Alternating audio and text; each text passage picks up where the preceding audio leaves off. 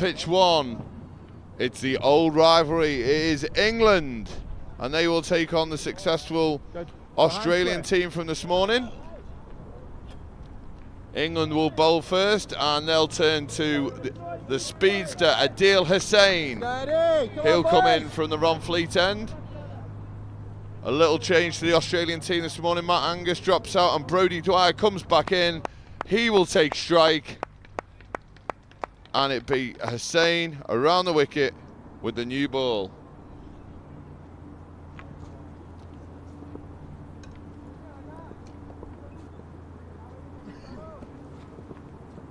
That could be a wide. Full stop, Darren. Slip straight away there from Lomas. We haven't seen that many slips so far, even with how wet it's been. So just got his feet in a bit of a bad spot here. He'll be looking to improve massively from his last game behind the stumps. He's been amazing with the bat, but he struggled in that last game against Pakistan. But that's much better straight away, and that's another wide.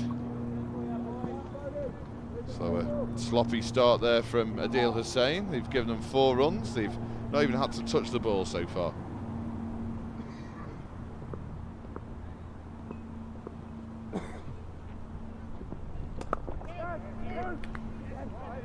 And that's Brodie Dwyer out to long off for a single. They brought Brodie Dwyer in, speaking to Sam Lang, just to steady the top of the batting.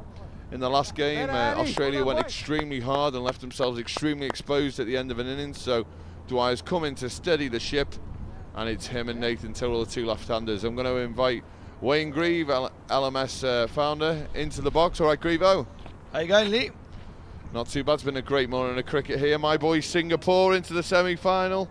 Yes, they have caused some big upsets in this tournament. We watch Tyrrell push into the covers for 2. Nielsen Scott comes around. A dive, and he won't want to be looking at the replay later.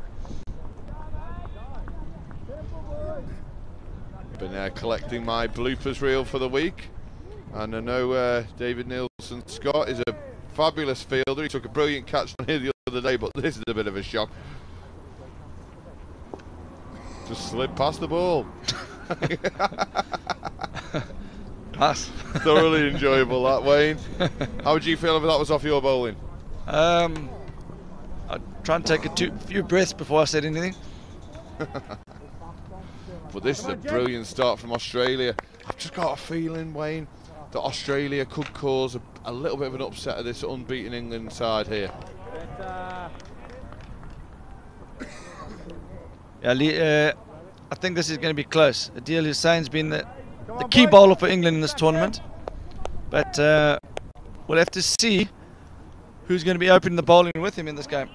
Oh, well done, Hans. Well, I know Haroon Khan has came out the side here as we just give an example here of how the third umpire is going to work. So in these semi-finals, we're going to use the TV facility for stumpings and run-outs, and we've got the third umpire here, and we're just going to show what would happen. So if Ross Coward, the third umpire, thinks it's out, Ross, what would you do if you thought it was out?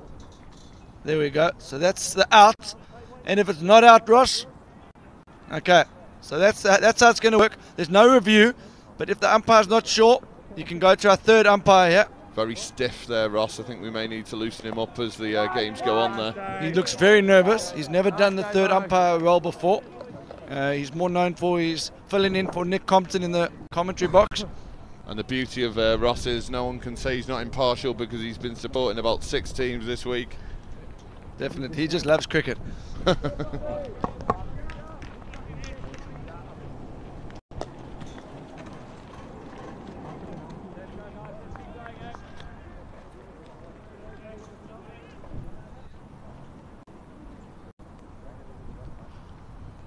this is a really good start for the Australians here. They'll be much happier with this. This is Tyrrell, and it's David Nielsen Scott being able to make amends here. Straight away ball flies through. Nielsen Scott, better start from him, yeah. He looks like he's got his rhythm, yeah. He's a big rhythm bowler. I know he can certainly put it through as well, you know. Win behind here. charging down the hill here at Chester. Fine. Third man is very fine, yeah. It's a wide, isn't it? Ooh, the umpire thought about it. I think that's a wide. I think that's a good decision. But just to reiterate, Roscoe is actually the fourth official. The third official will be Simon Melbourne. He's the tournament director, so he'll be making some tough calls later. It's wide, and that goes out to point.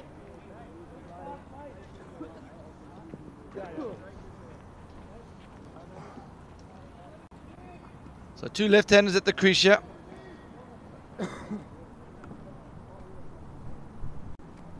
Like I was about to say, Haroon Khan misses out this time. Into the wicket, that's a wide as well. England are giving numerous extras here at the start. This is not the start that the skipper wanted here. There's some shouting on the back pitch. What's happened? It looks like there's a wicket, and Sri Lanka have lost the wicket there, and it's Singapore again causing all sorts of troubles over on that back pitch. We're just going to wait to see what's going on. Come on, boys. Yeah, Singapore won the toss. Next one, come on. Sri Lanka batting. The new incoming batsman on the back pitch, Ajanta Mendes. He's going to need all his experience here. Go, Ash. Come on, boy. Back to you here. Hey, come on. So that's a massive wicket. That's Solomon's gone. Oh, he's bowled him! Hey! There it is. England really, really needed that wicket. In desperate need of that wicket there. He's beaten him for pace there. It's actually hit the leg stump as well. He's just tried to create a bit of room into the offside there, and Hussein's just ran one through him. I think if I was the skipper here, I'd really get the group in. They just don't seem to have that intensity about them this morning. Yeah. And the Australians are obviously full of confidence. They've just managed to turn a send defeat into victory against the Indians, and then all of a sudden they're straight back here with that momentum. England need to get out of bed here and jump on the back of that wicket from Adil Hussain. The guys, we've been lucky with the weather here. It looks like we're going to stay dry for a while. So for those of you in the area, the final will be played at around 2 o'clock. So start making your way to the ground. Free entry. Football, Daddy.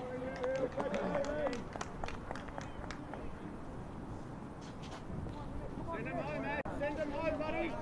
That was a big wicket for England there. The strike bowler Adil Hussain. He went all the way back to Kent to play in his Premier League yesterday, and then to come back. Great commitment from him. Into the wicket here.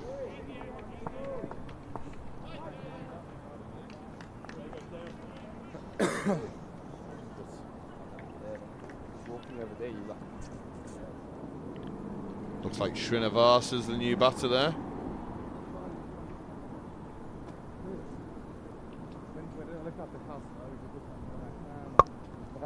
So looking from that first game, obviously that was just an 18 over game. Back to 20 here. I think par score will be around that 170 mark again.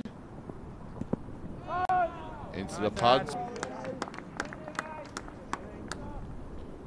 Dot ball. So it's amazing. We saw what happened in that last game. In last man stands, 2 good overs can really put a stop to a good score for the team and the momentum as well.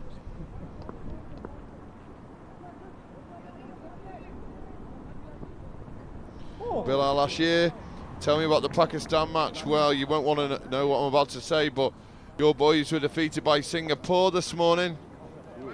Singapore scoring in the region of 150 off their 18 overs, and it was left to the last man standing, Mohamed Bhatti, and that's over to try and score 28. He didn't do it, and Pakistan crash out.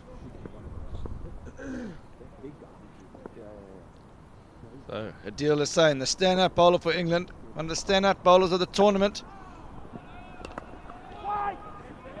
I actually think this is a really clever tactic from Australia. I spoke to Sam Lang before the start of the match here. They've gone with Brodie Dwyer at the top of the order. He's a very good player, a quick bowler, and he looks like he's got a lot of time there. He's just rocked in behind that. I think they're not going to be overly worried. If they can get Hussein's 4 overs out the way for around 30, 25-30, give him no more wickets, I think that'll be a really, really good sign for the Australians as Nielsen Scott comes in. Swing and a miss from... I didn't actually see that at all. So the Australian team for this match, we've got Hayden Page, Sam Lang, Nathan Terrell, Marty Henderson, Pooh Shinarasan, Ziad Abbas, Jake O'Connell and Brodie Dwyer. Just Srinivasan here, down the leg side, another wide. So that's the 5th wide so far. We've only been going 3 overs. It's just something you can't do in last man stands. You can't be giving runs away for free. The England team, Nick Darby-Welsh, Blake van der Linde, Simon Dunning. 2 guys on screen here. They've been key to the operation at Chester this week there. That was John LeGray, the fixture secretary of the club here, who marshals all the pitches here and the games that are going on. So obviously freed up the week to allow us to have this tournament. So a great job from him. And there was the groundsman, Alex Kegg, who came from a Caribbean night that was at the club last night, so he's still wearing the same clothes. What commitment to the cause. I don't actually think he slept. I think he went straight from the Caribbean night straight onto the roller and started rolling the wicket at 3 in the morning. Well, he must have thought that he'd gone into a tropical storm then, Wayne, because it really was wet out here after he left the Caribbean night. As a few of the boys here in the comms box see a few of the speckies just having a little look at some of these co-branded Bass bats in front of us here that you can check out on superb fielding from Compton out the boundary. You can check them out on www.lastmanstands.com/bass if you're interested in any of that co-branded kit. We've seen a few of the top marquee players, Marcus North, Abdul Razak, using that kit this week.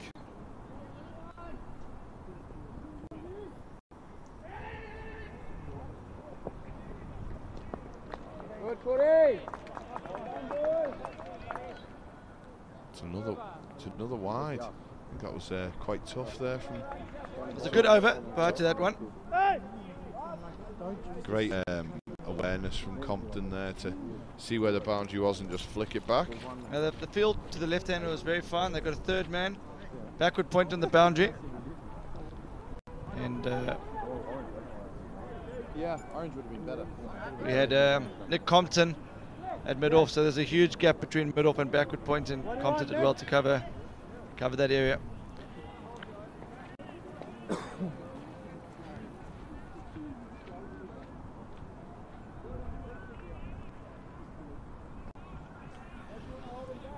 God, the heart rates must just be starting to drop here from the Australian side. It really, really did look like it was going to be India's day in that quarter-final, but they played some amazing cricket in that last 5 overs.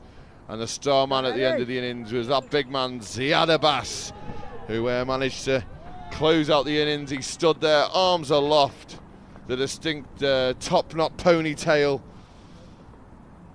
celebrating the victory, and that brings him into this game against England, the semi-final. And Adil Hussain goes into his 3rd over, charging in from the Ron Fleet end round the wicket. Across the stumps there, Brodie Dwyer just trying to work it into the leg side, but no run. So the rest of the team for England, Jamie Carter, Adil Hussain, Aaron Lomas, Dave Nielsen Scott and Nick Compton. Left out for this game, Haroon Khan.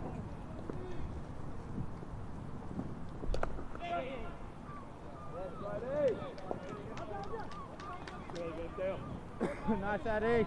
Backing you, Ad. Backing you. Just on that back pitch for anyone interested. Sri Lanka are 29 for 1 off 4 overs, so that's a good start from Singapore. Vineet with the wicket there, but him and Mambir have been a great opening partnership for the Singapore side, so that's in the balance, that game there. And we come back to this one, almost an identical score, just a couple balls more, but it's 29 for 1 here. How many has Ajanta Mendes got on the back pitch, Dilly? Just gonna have a little nose. Mendes is 5 off 7, so he's just easing into it, but the big wicket of Solomon's there. Don't know if anyone saw it on the Twitter page earlier in the week. Solomon's took a wicket and a double play in one ball. Enjoyed watching that. I was actually away at work at the time and I was just keeping an eye on what was going on, and there it was on Twitter. A superb bit of fielding, one stump to aim at. As we watch Hussain continue. That's a Cut great away. Chance of a catch. Carter in the deep. What an amazing catch that is.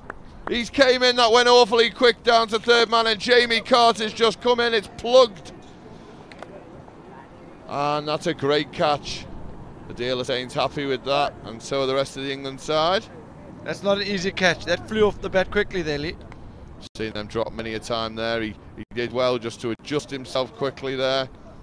Had his hands down, not the Australian way. He had his fingers pointing downwards. And it just shows how quick Hussain is. This is flew. He come running in. God, that's flew to him down there, hasn't it? That's a really good catch. And he had a little look at the double play, but that wasn't really on. It's almost a fly slip position there.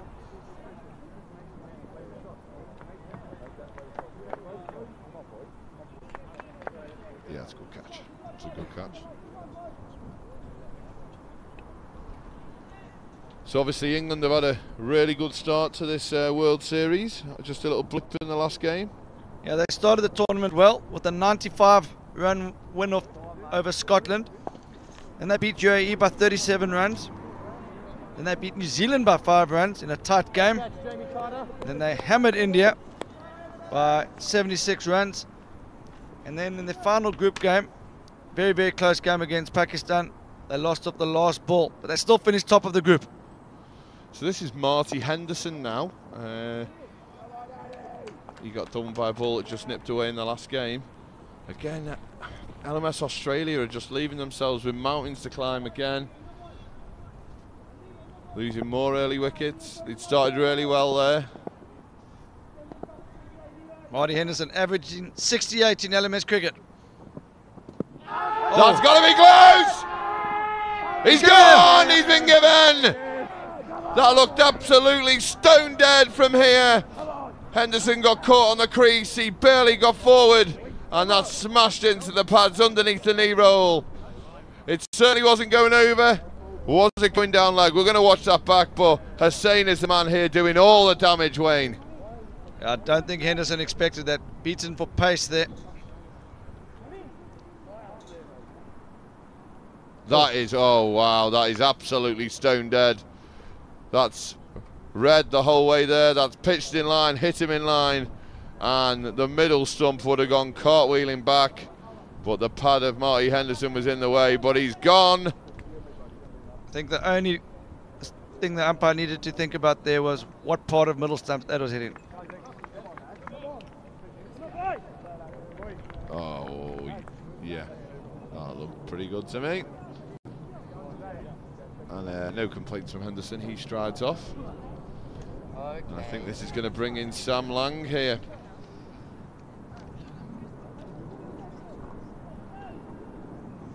So I'm going to be leaving the commentary box. We've got the third official, or the fourth official, Ross Coward. He's going to come and explain the whole process of the review system. Well, not the review system, the run out and stumping referral. Ross, we saw you out there earlier with your cricket finger. Are you nervous for your approach to this? No, not too nervous, Wayne. Probably more excited. So the process is, if the umpire is not 100% sure on a decision to give on a run out or a stumping, he will review it to the third official. He will come and have a look at a replay, and then his decision will be made on that, and then he will send a message to the umpire of what, if it's in or out. Getting a bit of a stick online here, Roscoe, for being a pom. How dare I commentate in my own country, at my own club. A few of the Australians wanted us to fly an Australian commentator out just to commentate on their game this morning. So if there's any Australians in the local area, if you want to come down and commentate on your side. Yeah. Might have to get Simon in the hot seat at some stage during the game. So Simon Dunning, the English all-rounder. Into the wicket there, Lang just pushed it into the leg side. Conditions probably will suit England here. This is very English conditions, this. Slightly wet underfoot. Definitely, the atmospheric conditions are definitely helping the bowlers a bit. That's why it was a bit of a strange call from Sam Lang, the Australian captain, to bat first. But Sri Lanka on the back pitch are just starting to put the foot down here.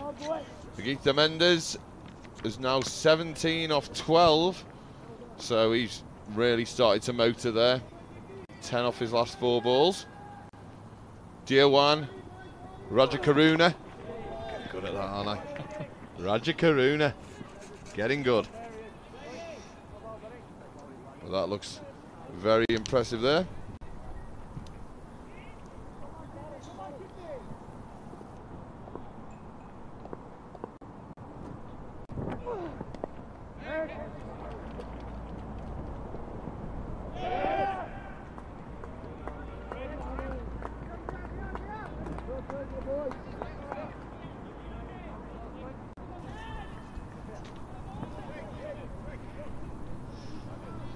Good start from Dunning there at the end of the over, and the Australians are 33 for 3.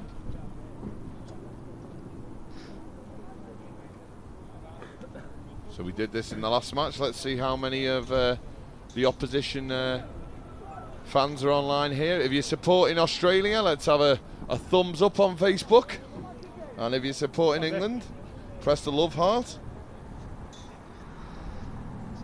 so Nicholas Dalby-Welsh, the England captain, the weight of the nation on his shoulders,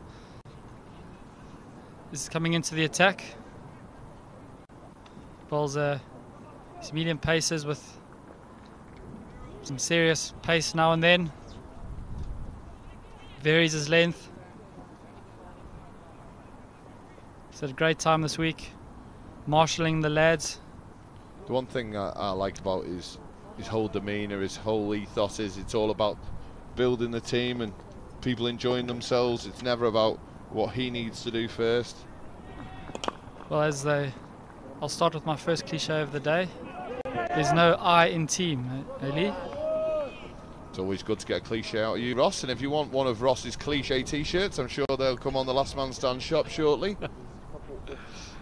It'd be quite an extensive range though. I don't think they could make them quick enough. See all these coloured kits here. Obviously, if you are interested in playing Last Man Stands and you're thinking of putting a new team together, obviously check us out online on lastmanstands.com. But also, if you want to put a team in, you can /join, or if you're thinking you're even bigger than that and you want to start your own league in your own local area where there isn't one, then you can /franchise. So good start this by Nicholas Dalby-Welsh.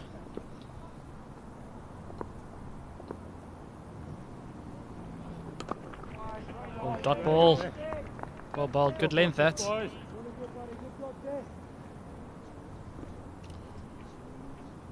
So at the start of the day, we would have expected to be seeing Pakistan playing against Sri Lanka on the back pitch. So that was our first shock of the day.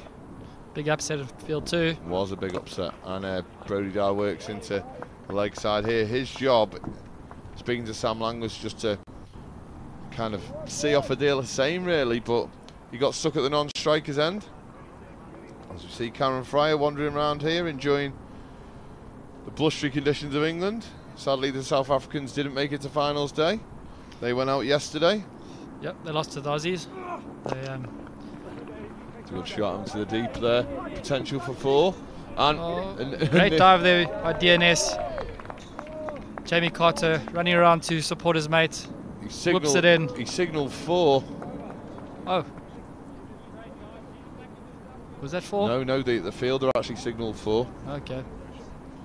So that's excellent sportsmanship there from David Nielsen Scott, but he hasn't quite mastered the art of the sliding dive so far.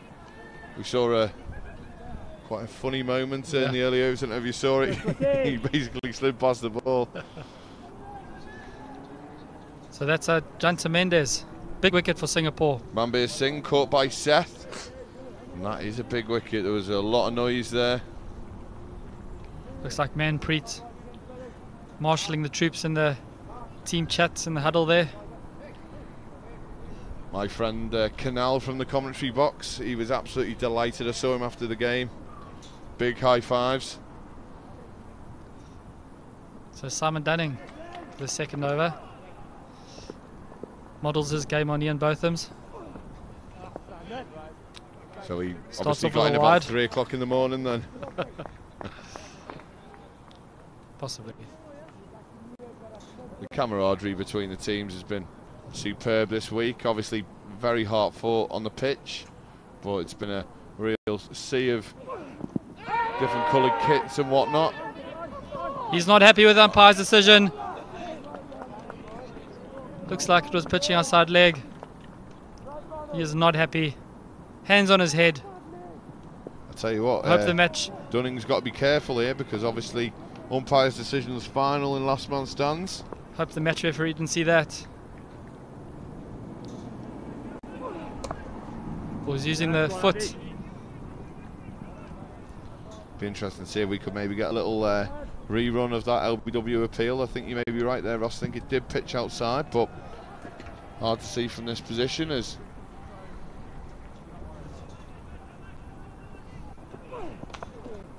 Ooh. good bit of bowling there from Dunning.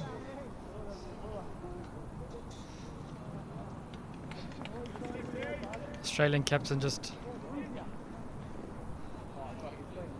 misjudging the length.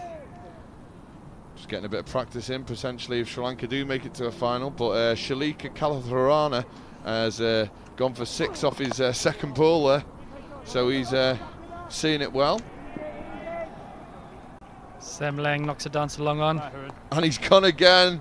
Shalika Kalatharana. Oh, God. Come on, Singapore. There's absolutely no hope for me if they make it to the final. Him and Dewan and Raja Karuna batting for Sri Lanka. Back to this game here. Dwyer flicks out. He's 20 off 20. He's done his job here ultimately, Ross. He was told to bat through. Give him a base to work off. It's just the fact they've lost wickets at the other end. And oh my God, that's pitched a foot outside leg and wouldn't have hit leg stump either. I really hope Simon Dunning comes down towards us in the commentary box to fill him in. Not your best there, Slick. So that's 46 after 8. Blake van der Linde, obviously a big mate of Simon Dunning, just asking us there if it pitched outside leg.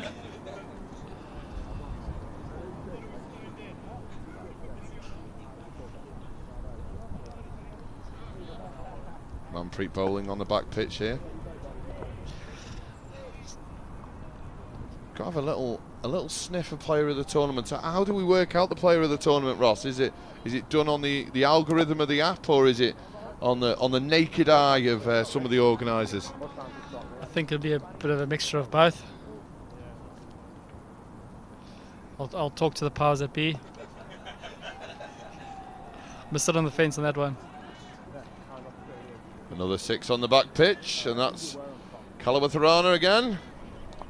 Oh, It's gone high in the air. Could be a catch. top edge. And it's gone for 4. Blake van der Linde needed rockets in his shoes there. He wasn't going to get there, but Australia really needed that.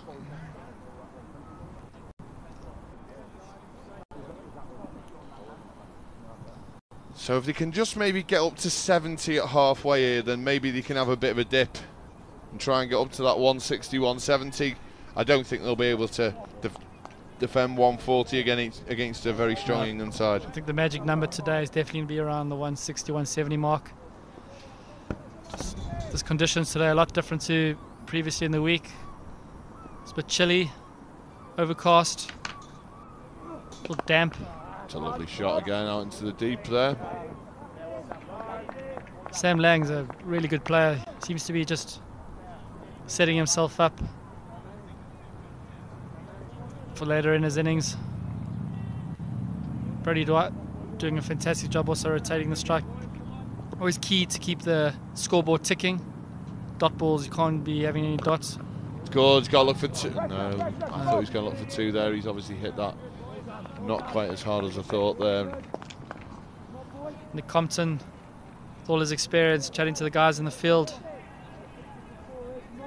Been fantastic having him around. Have you managed to ask him, has he enjoyed his week, Ross? Oh, he's had a great week. He's really enjoyed the cricket. Got to sort of help the guys with all his knowledge. That's a great shot down the ground. Great shot, that. It's 6 runs. So all of a sudden, momentum is just coming back towards Australia here. We know a good score today is probably 10-15 less than previous days, just because of the slowness of the outfield with this water. And that's just slid onto the bat. And that's a great shot from Lang.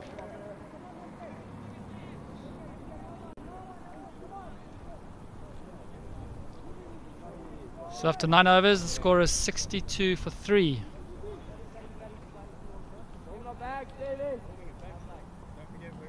Great shot there by Sam Lang. So obviously a run of ball 23 for Brodie Dwyer so far, but Sam Lang's come in. The skipper, 21 off 10. 2 4s and a 6.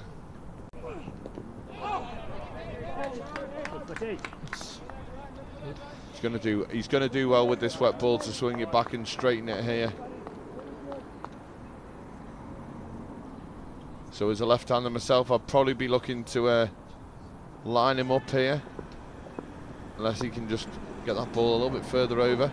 It's a nice shot down the ground. He's going to push hard here. It's out to Adil Hussain, and that's 4. That's a classic on drive. Simon Dunning not getting down. Ball going under his foot.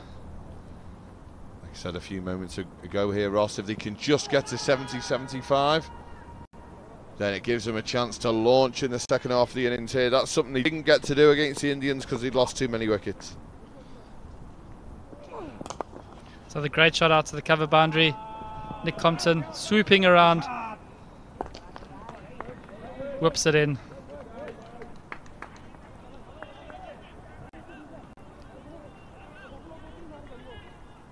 Simon Dunning just trying the ball. Ball getting a bit wet in the outfield.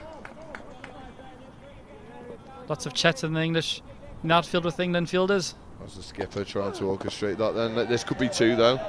This could be 2. Should be definitely 2 there. And good there running. Is. And another 6 on the back pitch. Sri Lanka are really motoring now.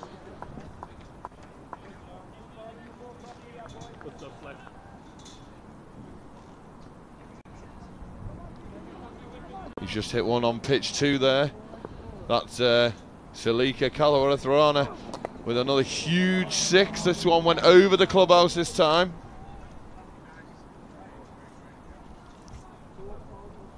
It's good over this by Simon Dunning. 31 off 7 balls on the back pitch. No 4s, 5 6s. So after 3 overs. It's just unbelievable. And that's going to put Singapore under massive pressure there, having these sort of power hitters from the Sri Lankans. So Simon Dunning's world ranking is 487. He's got 50 wickets at an average of 26.12, economy of 6.37, his best of 3 for 12. Just a question, Ross. Do you have a world ranking as a batter and a bowler, or just an overall world ranking? In each category. In each category? Yep. And there is a keeping category as well, which is a debate earlier in the week. So who's your standout keeper of the week so far, Lee? I've liked Meg. He's been pretty good from the Indians. He didn't make it into the first game, but he's came in and Meg's done a good job. Nick, what do you reckon a good score is? It's got Nick Compton. Going to give us a bit of insight. I don't think we've bowled well enough quite yet. You know, it's a good wicket for bowling, but we need to restrict them to 120, 130. Thanks, Nick. I think they'd be absolutely delighted if they kept them down to 120, 130, but I think realistically, I think anything under 150 England would be really happy with. So it looks like Blake van der Linde is going to be bowling 11th over.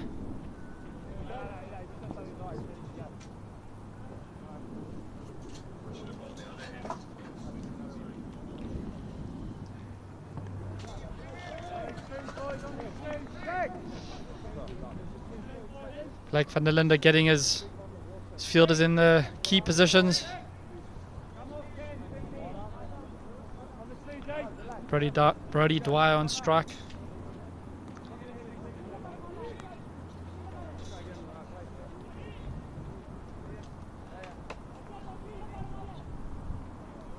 Aislinn Dwyer asking, has Marty batted yet?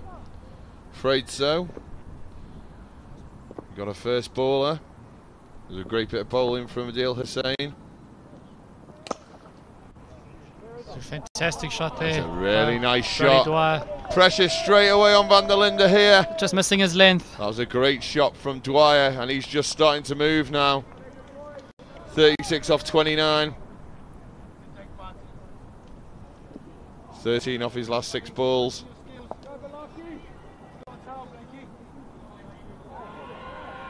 So Jacob Backhouse is saying 155. Oh. And that is an unbelievable catch on pitch 2 as Blake van der Linde gives away a wide. It's not happy. What a catch. And that is a massive wicket on pitch 2. There's a warm applause as the batter leaves the pitch.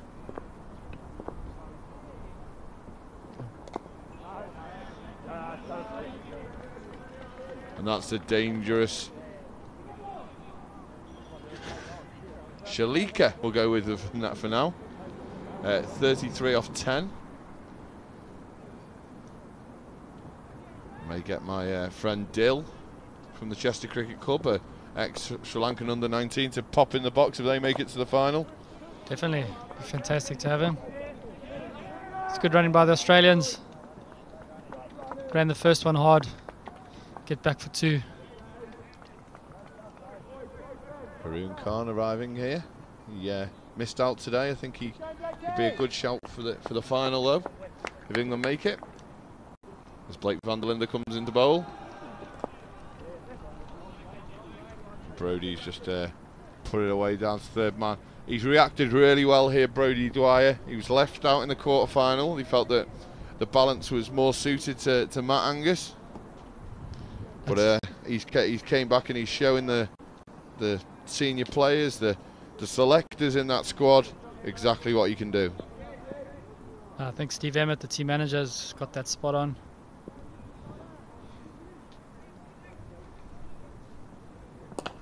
It's a lovely shot down the ground. Chance for 4 here. He's come around. That's a lovely pickup.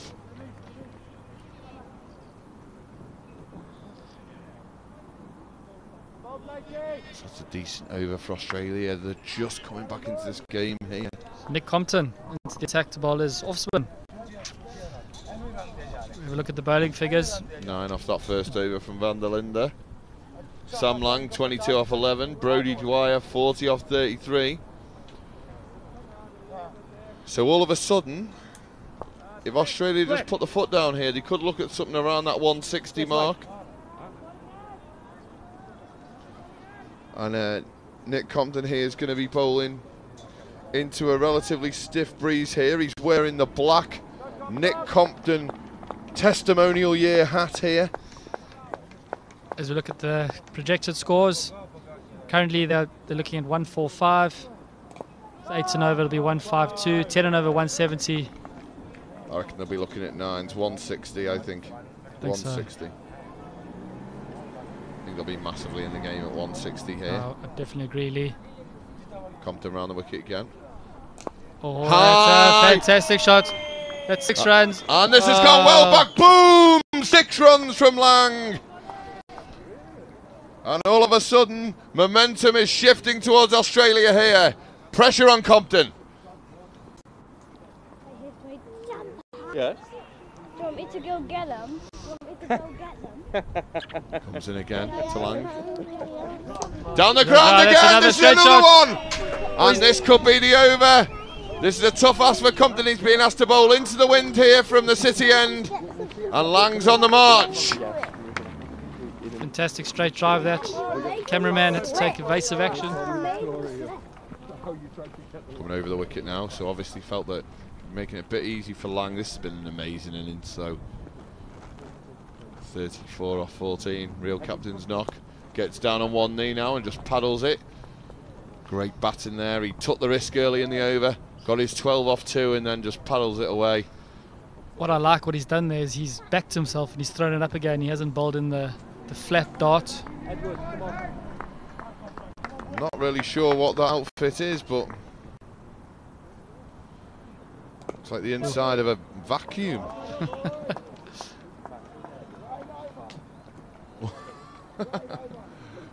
That's one of the local kids that's come in fancy dress, got into the spirit of finals day here, and he's come as a inside of a vacuum cleaner. Great stuff.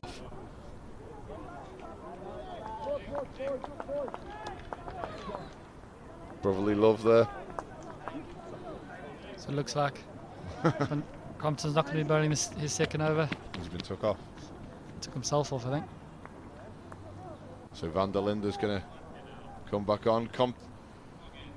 Compton there, obviously not overly charmed having to bowl into the wind to the short boundary there. He was a bit unlucky, Sam Lang only got hold of 2 there. But I'm sure he'll fill me in on that later on in the comms box. Just on that back pitch, Sri Lanka are still going strong here. They've got such a positive way of playing this game. Dewan, 41, not out at the moment, steering it along with Rathanakar. 5 from 5 there, 112 off 12.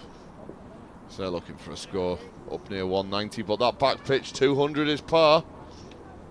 Thanks for having me, Lee. It's Wayne Grieve back in the hot seat. Cheers, Roscoe. Right, Grievo, nice to have you back. It's great to join you, Lee. It's been following that Singapore-Sri Lanka game closely. And Singapore giving another good account of themselves. Oh, you're hungry, he's tired.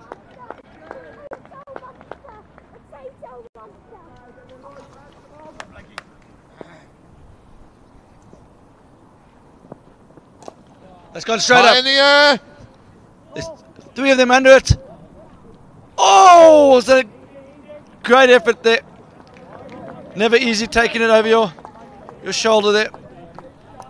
He actually had done the hard work. He actually almost had that, Lee. So you've got Jamie Carter coming in there. I think he maybe would have been able to get there, but he was called off it like Van der Linde called. 3 players came in on it. Oh, unlucky. Who would you want to take responsibility for that catch, Wayne? I think it's always easy coming into it, but He did call very early, Blake. It's amazing how the momentum shifts in this game, though.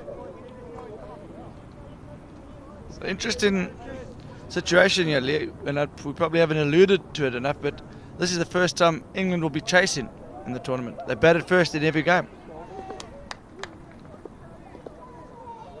It will be interesting. It'll be interesting to see what order they go with as well, because he messed around with it up against Pakistan and it cost them. I think that a little bit of that will depend on what score they're chasing. If it's above 160, they might have to get a powerhouse up front.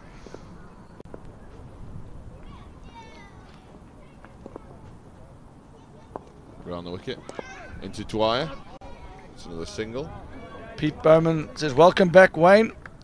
You're supporting Australia, right, Wayne? Pete, you know me, I don't support anyone. I just support good cricket.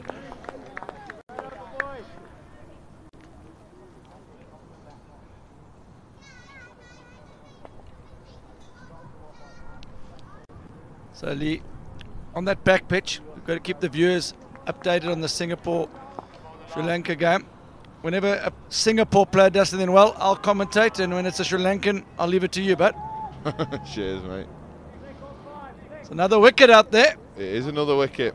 And there's a little update of what's going on this finals day here. We saw Singapore beat Pakistan this morning and Australia get over India. India were cruising. If I was one of the Indian players, I don't think I'd come out the changing room yet. I'm absolutely gutted, but Australia did brilliantly to peg it back. David Nielsen Scott here comes in from the city end. Good start here.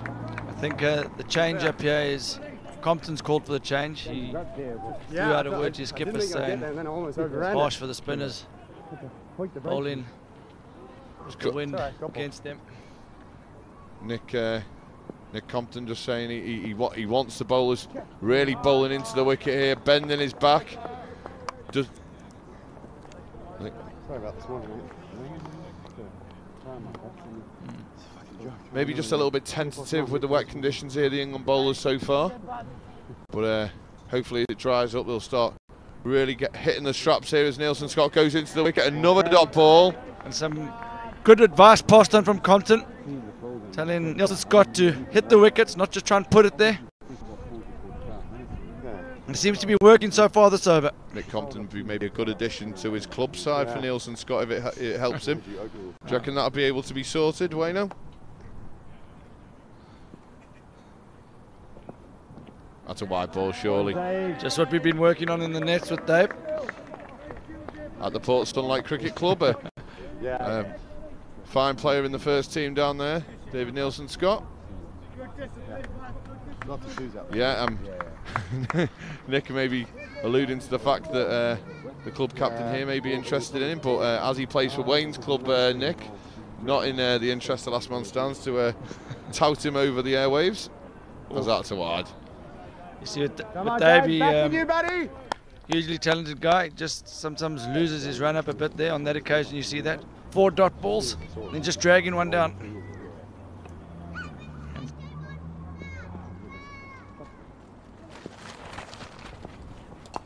Go straight up. Oh, it's the exact same spot that comedy of all happening out here. That's exactly the same area where Blake and Linda took charge earlier. So Sam Lang, once lucky, twice maybe it's a bit of skill there from Sam Lang. He knows where the fielders are. Well, he's just got his sand wedge working beautifully here, isn't he? He's found his length. It's a great comeback over there. Quite good cricket from Jamie Carter here. David Nielsen Scott's absolutely rapid in the outfield, so he's just swapped him over here. Oh, just crossed a good timing there going across the pitch too. Umpire signals too high. Basanika. Roger Karuna very close to retirement as well.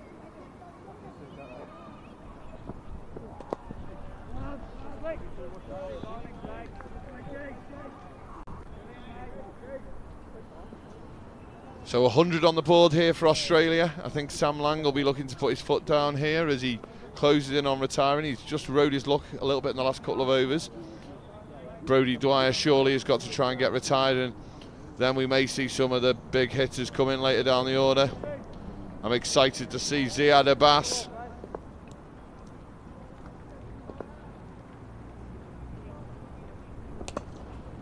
Out into the deep here.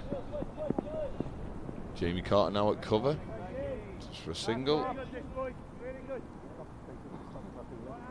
So last 8 or 9 balls have been good from England. So all of a sudden here you've got Adil Hussain, who's got 3 for 15. He's got an over left. This has gone out towards Compton. This will be a single as well. Not overly happy with himself, Sam Lang. He thinks that was in the slot there. It's good to see some Singapore supporters. John Moore shouting, "Come on, Singapore."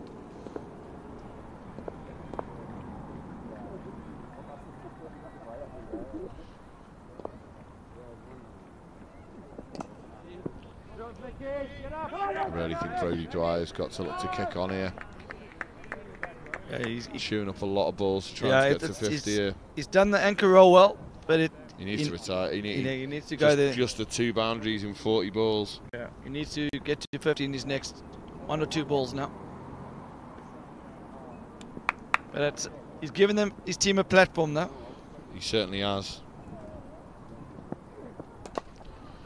He's got a chance here. 1 bounce. 1 bounce 4.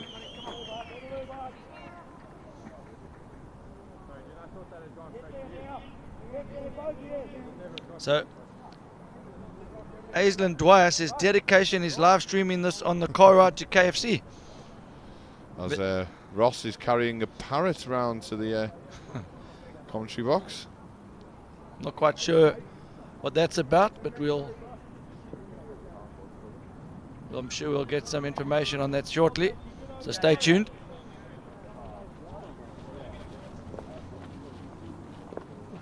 Pete Bowman says, don't mention KFC while Lange is batting.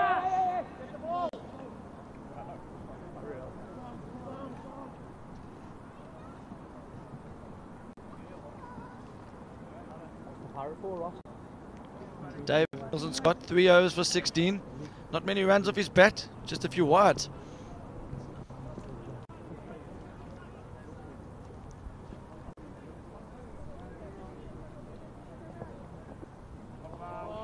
Mate, this is a great comeback spell from David Nielsen-Scott here. He's gone at an economy rate of just under 5-0, which is fantastic in this format. Just hitting the pitch a little bit harder than some of the previous bowlers from England here. And he's really trying his best to push the ball through. It's been hit into the outfield. They just managed to stifle Sam Lang here. His strike rate's dropped over under 200. He's down at strike rate at 166. It's a big, big wide. That's the only thing. He's bowled very well in the spells. Just struggled with his consistency, but he'll be pleased with the spell. Give him a bit more confidence.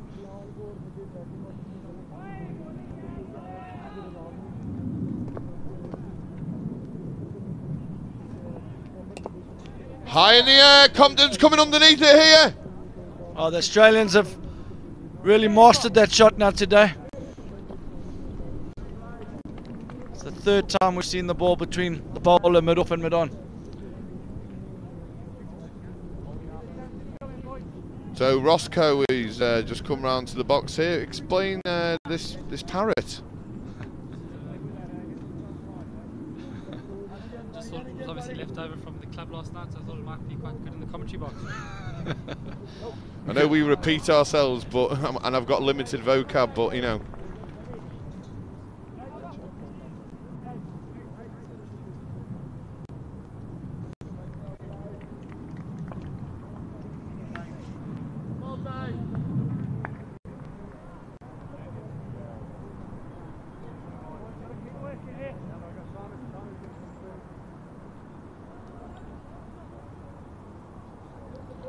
Nick Compton just giving Blake van der Linde a little bit of advice on the field there, but Blake's got his own ideas there and takes those points on board, but we're going to carry on as we are. Steve Emmett, carbo load in there.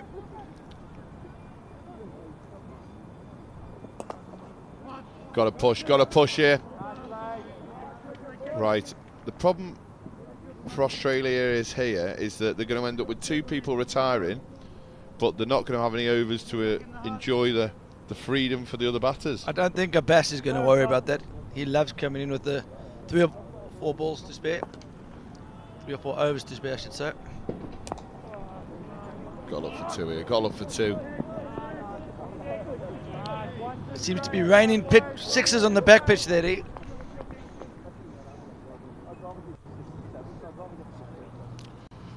Well, I've just heard that they've stopped flying flights over the back pitch just for safety. I think Wayne's is enjoying the cliche. He's been sitting next to me too long in the commentary box. I can't get enough of them, Ross. Got to look for 2 here, got to look for 2. And Brodie Dwyer goes to 50. He's anchored the innings beautifully there.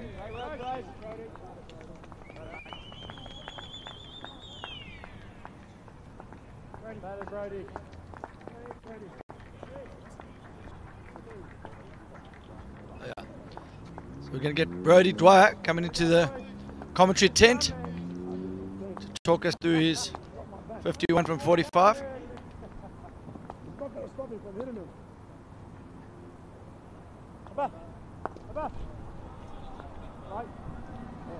Well batted, Brodie. Big ripple.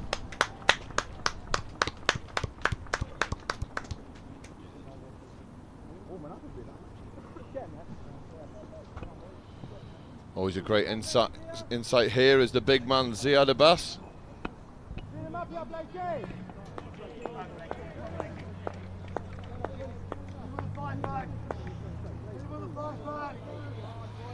What about Brody?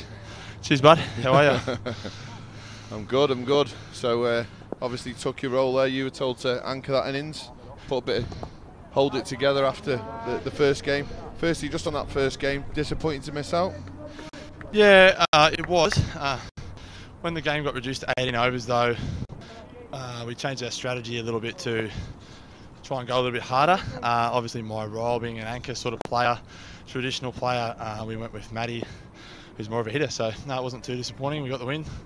That's what's important. That is the main thing. That is a great... Fasten the seatbelts.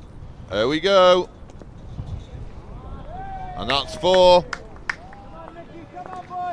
Just for the viewers at home as well, Ziad is using a 3 pound .25 bat. If he gets anything on it, goodbye ball. Man after my own heart there. Don't know why anyone uses these light bats with good pickups. Just get as much wood as possible and pray they don't bang it in. Exactly right, mate. These days, these days, it's certainly about how big you can lift. So the skipper comes in to Abbas. I tell you what, that is an amazing power there. Forearms from Ziad Abbas. He's barely punched it through the leg side. That race past Nick Compton out here at long on, and that's 4 more, and Australia are motoring. Yes, the tank. Yes, the tank. So what's the plan, Brody? Are you with the gloves, or are you in the outfield today? Semi's taken over the gloves. We don't really have a keeper in the side, so we've just sort of been sharing it. But it's up in the air again. He's got a chance. He's going to reach.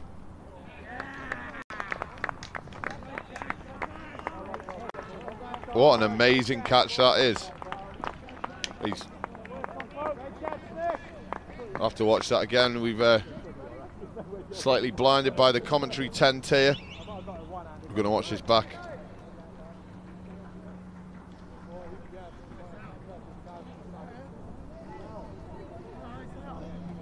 That's an amazing catch, isn't it? Oh, wow.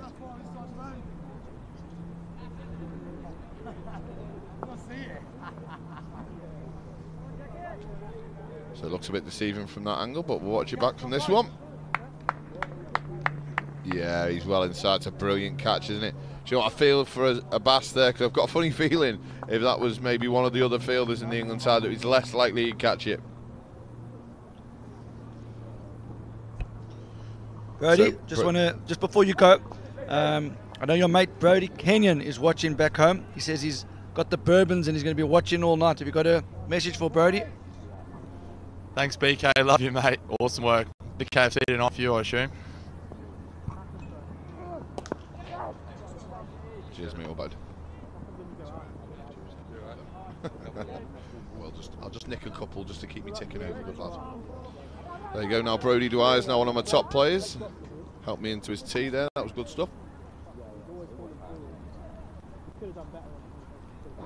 And, Brody Kenyon's been awarded with a cheeseburger and chips for that 50 not out. Steve Emmett.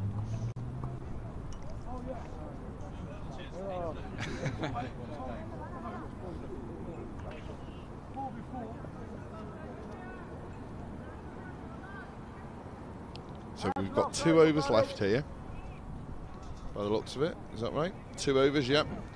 They're on 133. If Ziad Abbas was in, I'd be saying 160 maybe. It could be on the cards. But we've got Hayden Page, Jake O'Connell, both good strikers of the ball here. And they've gone to, I think it's Simon Dunning. Now he's going to come into the wind here. Some of these Aussie batsmen are going to fancy getting underneath it. Sri Lanka on the back pitch are 165 for 5 off 18 overs. So Marasinga is on 12, and local Sri Lankan player Irishan De Silva has just gone in at 8. Now anyone local to the area will know that Irishan is a brilliant batsman, so him going in at 8 is that shows how strong the Sri Lankans are. They're going to be looking for 180, 185, but on that back pitch, that's still very harsh. Singapore will feel well in the game there. Page will be looking to get underneath done in here, surely. He hit some monster sixes in that first game this morning. Hayden Page showed a calm head in the previous knock. And I don't know if we've mentioned enough, but they were in all sorts of trouble. I think he put on about 30 with himself there. Under the last man stands rule.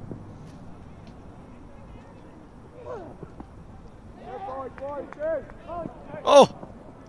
Oh my word! Oh, that is... I'll let you talk us through that one, Lee. Right, okay, so... Oh! Confusion there. I don't know what's happening now. Simon Dumming going for double play, but it's only relevant on a catch. So, trying to explain that basically the ball's been blocked by Page. I thought it was actually really good running from O'Connell. It was. I don't know if he called loud enough. Maybe Page didn't hear him. I think Page just didn't seem to pick it up. He looked up, he saw O'Connell charging at him, so O'Connell's then saw the panic and Page turned around. Page then saw O'Connell's not now running, and Page just ran out. There's quite a strong breeze going across, so you have to be...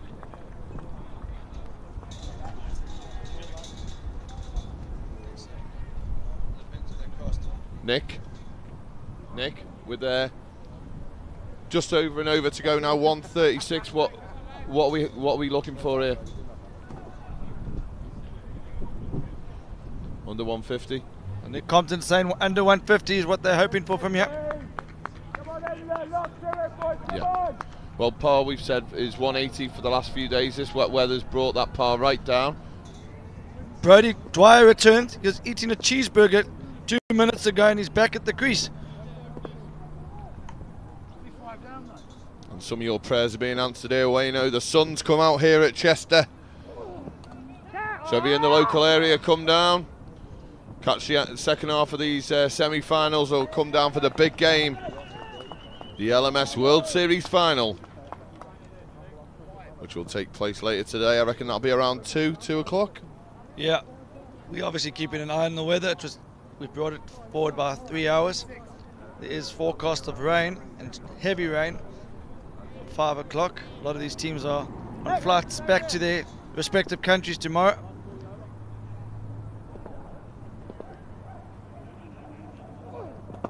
Good shot. Down the ground here. Dwyer back in.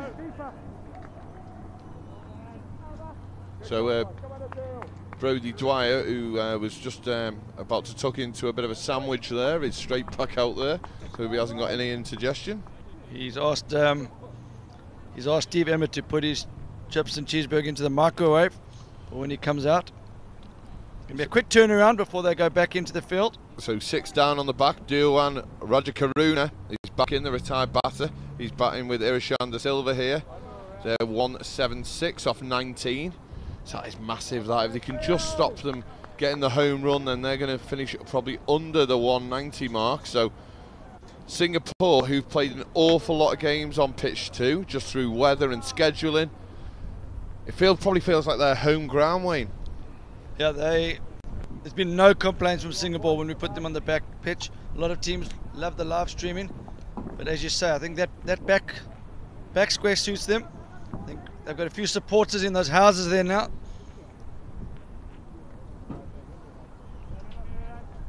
Well, this is Adil Hussain here, so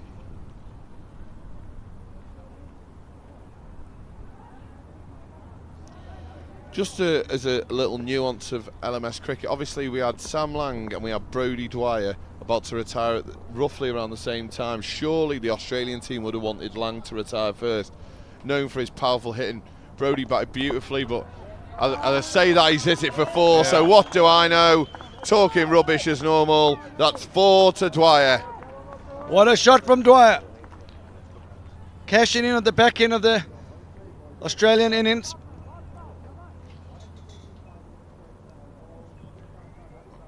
So, obviously working towards the small boundary here. Nick Compton's just saying to Adil Hussain here, you've got a massive offside boundary, Adil. You're coming round the wicket. Why not bring everyone a bit squarer and just bowl out near the wide line here? Make him fetch it. And Brody Kenyon Brodie Dwyer's good mate back in Australia says, watch how big Broads can hit a ball here. We've obviously seen him play the anchor role, but I think he's got something in the tank. So does Brodie Kenyon. Luke Pittman agrees. He's been the standout bowler here for England, though. He's got 3 for a deal. Don't be surprised if he adds to that in this last over, as it looks like there's been a wicket on the back pitch. They're all out. They are all out on the back pitch, so a collapse in the final over here. They're going to look for 2. Adil Hussein's gone after it. They're going to look for 2. Great cricket from Brodie Dwyer there. Well supported from Jake O'Connell. And my boys Singapore have gone with the double play to finish the innings for Sri Lanka over there. Sri Lanka have finished under 180, and that is a par score on pitch 2. So all of a sudden Sri Lanka, from flying in the middle overs, that monster innings from Shalika Kalawithrana of 33 off 10 balls really catapulted them forward. But this is good cricket from Adil Hussain, pushing it wide Yorker, and very clever cricket. Great spell on the back. 2 Aussies as well. Vineet got 2 for 17 on the back there, and obviously that double play could really hurt them at the end there. So that looks an exciting second half in store there. We're going to come back to this one. It's 147 for 5. 2 balls to go. 149 the total. Who do you want on strike? Who do you want on strike for the final ball? It's going to be another 2, yeah. So on Facebook Live before this next ball, who I know a few of Brodie's friends are there. Has Brodie got a big bomb in him? Has he got that? Where's he going to go? Inside, outside, extra cover. No, I think his best chance here is going over long on. Some of the local lads here from Chester coming down to support the game. We actually did a bit of commentary practice at our game yesterday, Wayno, and proved that several of our lads can't do it. But to be fair, they were commentating on us blocking out for the draw. Dwyer. Where's that gone? You're going to go hard yet? Got just the 1. Australia finish on 151. Simon Dunning shouts 150, probably not enough here. I think that could rile a few of the Aussies. Lee, what's your opinion? I know you've been a bit biased towards England during this tournament. Do you think that's enough? I think it probably is, you know. At this precise moment, I'd actually rather be Australia. I think they've got the momentum from this morning. They're used to the wicket, they're used to the outfield. And at the moment, just looking at England, I'm not sure if they're firing on full cylinder. I could be wrong and they could knock it off in 10 overs, but I've just got a feeling Australia could really come into this game in the second half. I think Nick Compton's the key, Lee. I think the England batting strong, but I think the experience of Nick Compton is going to be the real key to this run chase. And this is the first time that they're going to be chasing in this game. The previous 5 games have all been defending a total.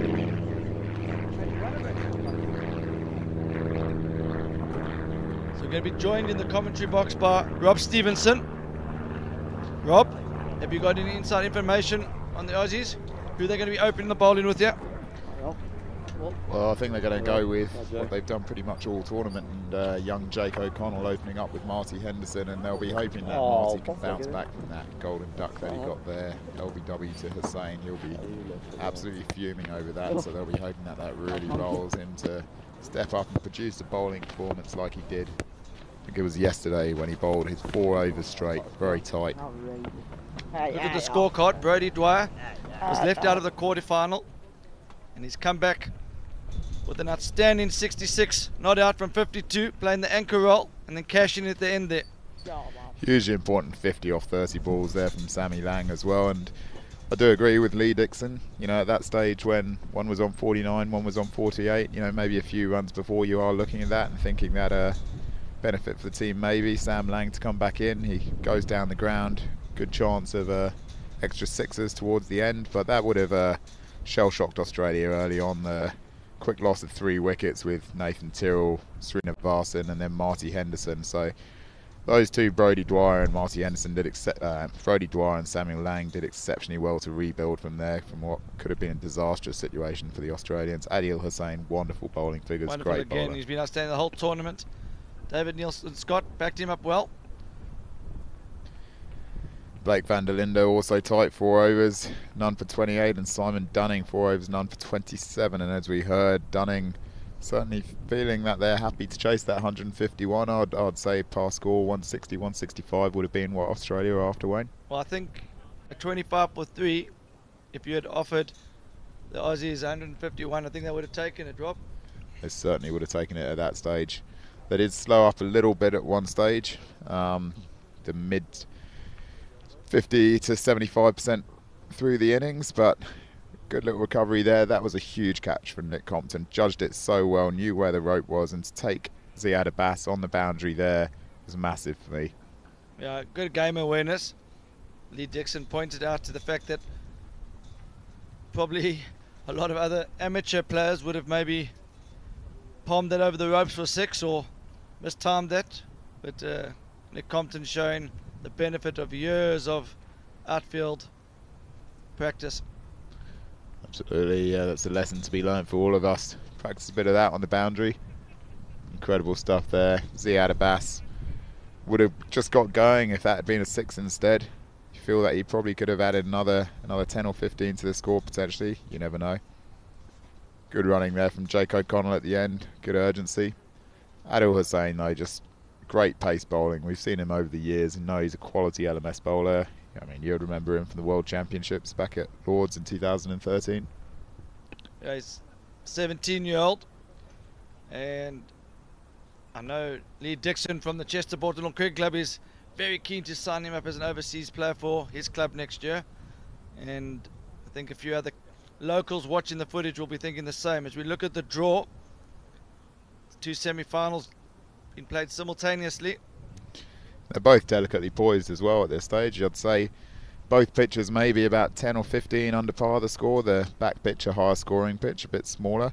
So 177 being posted there by the Sri Lankans, and on this pitch 150 being posted by the Australians. So a bit under par, but the pressure of chasing in a semi-final, guys tend to bat a bit differently. So I think with the Sri Lankan score there, I think that's a good score up. Ajanta Mendes, very, very astute captain, and he's got a good bowling lineup, and they bowl to good areas, and I think that's going to be a tough run chase for Singapore there. Absolutely, Ajantha Mendes' bowling will be crucial, as with Andy Solomons. There's a lot of good bowling in that Sri Lankan. Ratanaka's right at the top of the bowling averages. Absolutely, so there you got 3 bowlers that are exceptional, and in this Aussie bowling lineup, I think Nathan Tyrrell could be key. Slightly different bowler to the rest of them, the one Australian spin option. So his 4 overs could be massive here as England look to score at over 7.5 and over. They'll probably be looking to get after the spinner. They can't afford to have his 4 overs going for 20 or 25, and we can see Nathan Tyrrell on the screen there just behind the scorecard. So Nick Compton should be opening the batting for the England team. He's yet to get a 50 in LMS. I think he's held out in the 40s a few times. So will be interesting to see if he finds his way to 50 in this innings. It's just the first ball about to happen over in the Sri Lanka game, Singapore versus Sri Lanka, so we'll just see if we can switch over for a few balls just to catch the start of that game. So who's opening the bowling there for Sri Lanka, Rob? So let's have a look. It looks like Andy Solomons is the man to open the bowling for Sri Lanka, so we got Bhargav Vadaraja opening for Singapore. Bhargav Vadaraja. Very good. And then Sridharan Trichimani is the number 2 batsman. So important first few overs here, Singapore versus Sri Lanka. Singapore will be confident of chasing these runs. They've got the impressive Manpreet Singh in their lineup. Crucial first over here. We switch over to it just now. So Andy Solomons to bowl to Vadaraja. 178 the victory target. So Mazza Murray asking, do Australia play final straight after this game? They have to win the game first, Mazza, but if they do, the final will probably give it about a half an hour break. We obviously need to watch this weather closely, so it's a flexible schedule, but in all theory, if everything goes according to plan, we should start half an hour after this game completes. What time will it be then, Australia now, Rob? Time in Australia, it's a 9-hour time difference to Sydney, so it'll be about 9:30 at night there.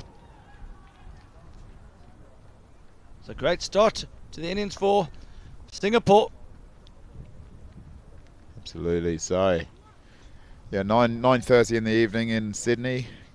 A couple of hours behind over in Perth. There's a few different time zones in Australia, so late Sunday night potentially for LMS players in Australia. I'm sure that if they reach the final, not many of them will be going to bed. Let's cut away for two more.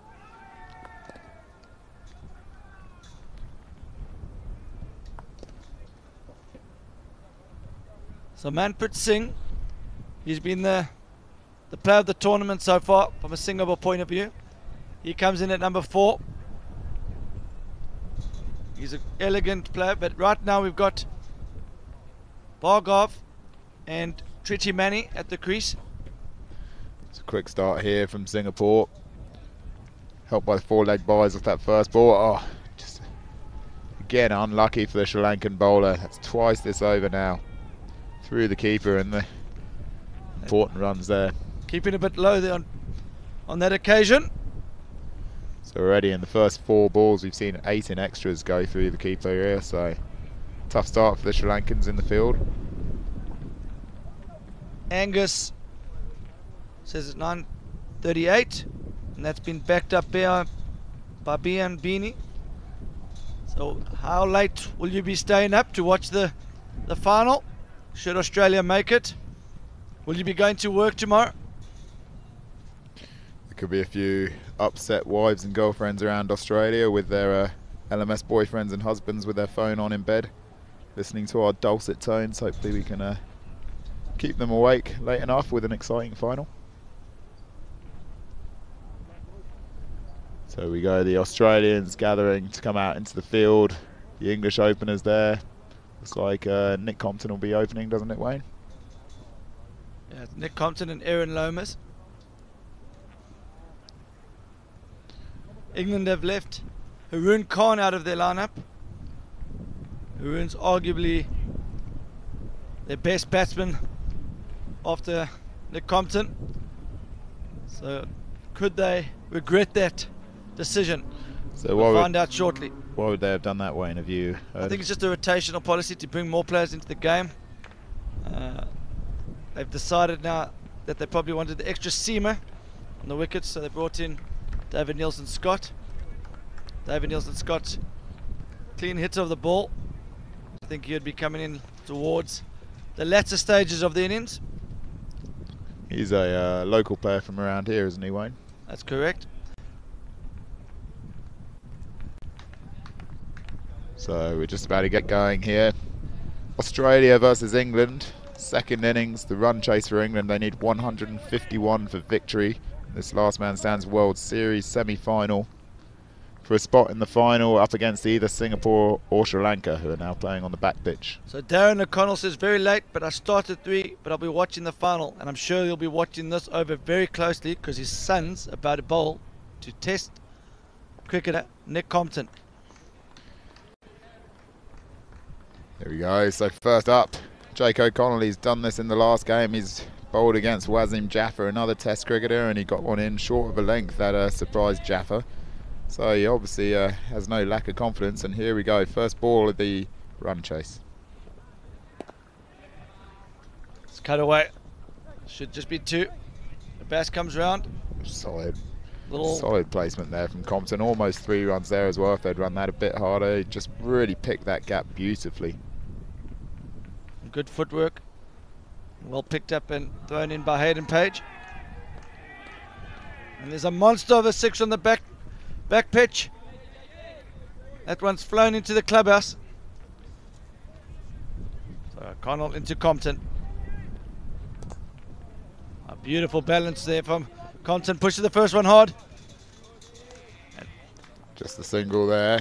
So important for Australia to keep Compton under control here. He's been exceptional for England throughout this tournament and throughout his LMS career.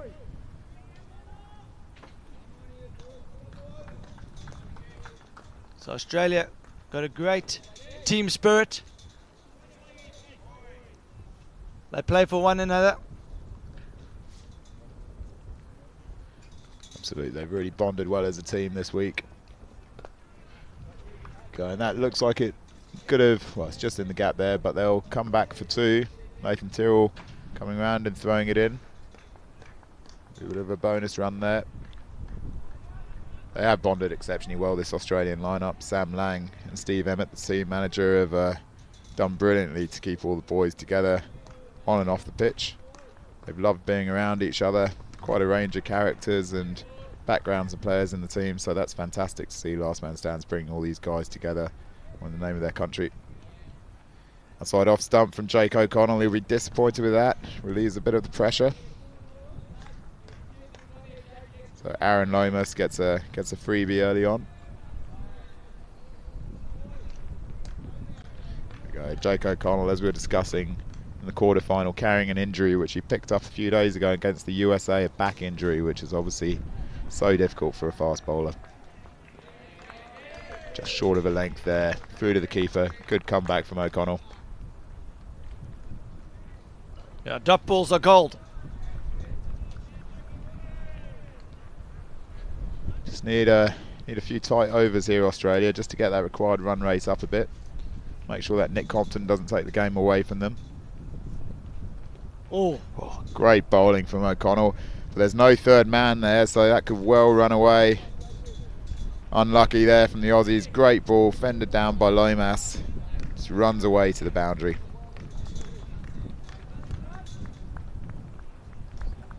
Some steep bounce from O'Connell there. Yeah, when he just gets it in just short of a length, that's the kind of ball that surprised Wasim Jaffer in the last game as well. The wind's picking up here now. So the wind's blowing across the ground from the clubhouse end towards the scorebox. So this should suit a bit of way swing for Marty Henderson, who likes to get the ball up to the bat. For me, this is a huge spell. Marty Henderson, such a determined, experienced LMS cricketer. Particularly after him getting out for a golden duck earlier, he'll be absolutely pumped to make it up for the team here. One of the most competitive cricketers going around. Brilliant all-rounder, great fielder as well. So I think a big 4 overs here from Marty is crucial to where this game goes. The thing that's impressed with me about Marty on this tour is how quickly he's adapted to conditions. You see there, just rolling his fingers over that. He's obviously played most of his LMS cricket on non-turf pitches, which is very, very different to playing on the slightly slower turf wickets of England. You'll see quite a few cutters here from Henderson. There we go, there's one there.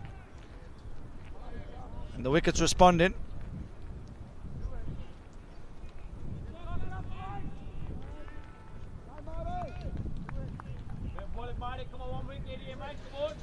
So Marty Henderson sharing a bit of a joke there with the England batsman. He comes back. So this is the first time that England have had to chase in this whole tournament. It's a whole different mindset, that. And I think it's Nick Compton. It's going to be interesting to see how he approaches this innings, because he's played with freedom in the previous games, but I know how desperate he is for his country to go to the final, so he might have to play a bit more of a steady knock. As you see here, he wants to try and play risk-free cricket. So they picked out Nathan Tyrrell there in the deep. So that'll be 2 runs they'll come back for.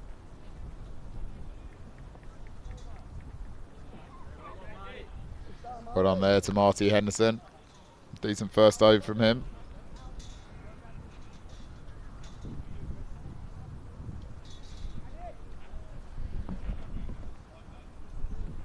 Young Jake O'Connell to come back on to bowl the 3rd over. I think Jake will probably just bowl a couple of overs here unless he's going really well, and they'll hold back a couple for him later. Marty Henderson, if he's going well, I'm pretty sure could bowl through. Look at Aaron Lomas's figures there. Stunning stuff. 145 innings. Average of over 100. 102 average at 161 strike rate. 78 50s. A lot of not outs in there. Plenty not outs. Get to 50 more times than not. Go, so Lomas dabs it down to backward point. Hayden Page coming in. Just a single to him. England hit in with the win for the first 10. So that's something to be thought, to think about. Absolutely. The back end's going to be tougher. So if Australia can keep England to below 75-80 for the first 10, and they're right in this game.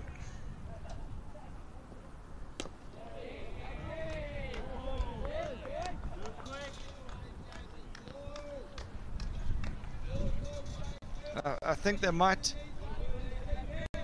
continue with O'Connell, yeah. I think they're going to bowl him through. I would, from this situation. Don't think there's any merit in holding him back for the second 10. It'll be interesting to see at what stage they bring on Nathan Tyrrell. Was that a chance there? Looks like it could have been, judging by the reaction of the Australian players. Bit of a smile from Sam Lang, which suggests that it may not have been an edge, but there was a loud appeal from both long on and long off, so they must have heard something there.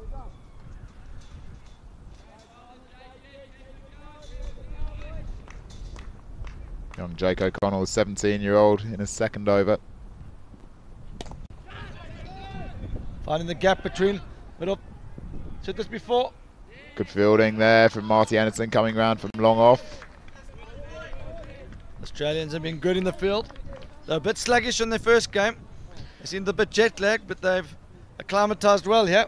Jet lag and I think nerves as well. They all came in so pumped. You know, a lot of them have been spending the best part of the last year trying to qualify for this tournament, and a big build-up.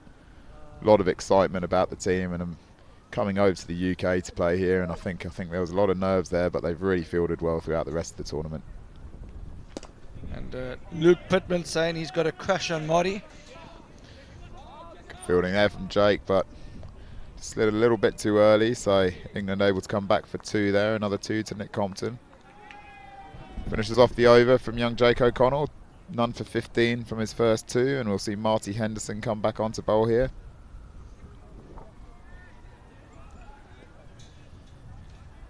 Compton coming out of his crease a few times here, Wayne. Going to get after the bowlers, do you think? Yeah, I think he's just trying to get to the pitch of the ball. The wicket's a bit slow. On the back pitch. Bringing it to Singapore here. Great. Oh, what a catch. What a catch at mid-off. Fortunately, the camera's not able to pick up that catch, but that's an outstanding catch. There we go. So, first wicket for Sri Lanka there against Singapore. Aaron Lomas goes square of the wicket. Hayden Page coming in. That's 2 runs. So that wicket was Vadu Raja. He was caught by Raja Karuna on the boundary at long off the bowling of Andy Solomons. 10 off 10 balls for him. The other opener, Trichimani, is going very well. 26 off 15 balls for him. Sorry, correct there. That wicket was actually Vinny Pulikottle, so 45 for 2. Solid push from Lomas. Compton's running on first one hard. This is great running. Good cricket from the English boys there. Lomas, depth touch into the offside. Compton aware. And from the outset, running the first one hard. Good running from the English here, keeping the pressure on the Australians. Good come back there from Marty Anderson. Dot ball, so important in this context. So, just to correct there, so that was Pulikottle who was caught for 1 off 3 balls off the bowling of Marasinga. Jansen Mendes catching him in the deep. 45 for 2 after 5.2 overs in that run chase. Needing 178 for victory, Singapore. On this pitch, 7.77 required. Good bowling there from Marty Henderson. Looked like a little bit of movement there. Keep an eye on that run rate required. Anything below 9, England will feel they're on top, but as it starts rising, Australia will feel they're gaining the ascendancy. think it shows the mental strength of this Australian team, Wayne. That last game, India looked all money on to win around the halfway point. The Aussies refused to let their heads go down, just backed themselves, just kept it tight, worked hard in the field and managed to turn around the situation in incredible fashion. Yeah, the chemistry is good in the Australian side. They obviously, as you said earlier, from all parts of Australia, but they've got something a little bit different to a few of the other teams in the field. They play for each other, and I think in close games they can often be the difference. Absolutely, it's a spread of representation from across the Australian leagues here. The South Australian Matt Angus, he's sitting out this game, but we've got a New South Welshman, Jake O'Connell, bowling now. A couple from Queensland as well in the lineup. Hayden Page from Canberra there, just doing the fielding. So ACT. At the end of this over, I'm going to be leaving you. Ross Coward will be taking up my position. Ross has been spending his break Googling a few more cliches. So we look forward to some of Ross's commentary next up. So 152 the victory target here. Aaron Lomas on strike. An average of over 100 in last man stands. Firing in a Yorker at Compton there. Yeah, O'Connell, Yorker there to Lomas, is it? No, Lomas is... sorry, just... do a scoreboard update here. So O'Connell to Compton. It's a no ball. No ball. Coming back for two, it's a quick throw in, this could be a chance. Oh, that's outstanding work from Henderson. Just the throw over the top eluded him there. Compton was aware that it was a free hit and he put on the accelerator there. That was a real chance there for Australia. It was a good throw in from Henderson. Be interested to have another look at that. You often see that in LMS cricket when someone's aware of a free hit. It's amazing how much quicker they run between the wickets to get back for two. So there we go, free hit for England here. Nick Compton. Oh. Reaches high. He's picked the gap there. Did exceptionally well there. That's a 4-ounce slap. Clever bowling from young Jake O'Connell. Try to avoid the six there, but Compton approached well and got over it. Picked the gap between Ziad Abbas and Brodie Dwyer out in the deep. So important for young Jake O'Connell to bounce back here. Australia need a wicket, you feel, just to arrest a bit of this run rate flow.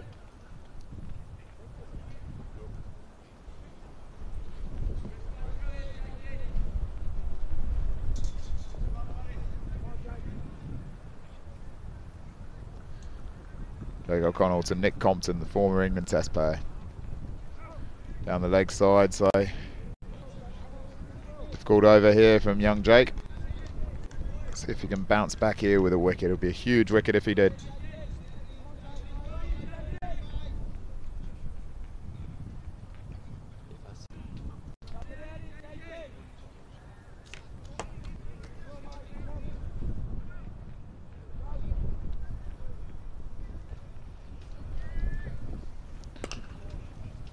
There you go, that's in the offside, but it'll go out to Puri Srinivasan out at deep extra cover, so just a single there for England to end off the over. Jake O'Connell finishes that over. 3 overs now, none for 26 for him.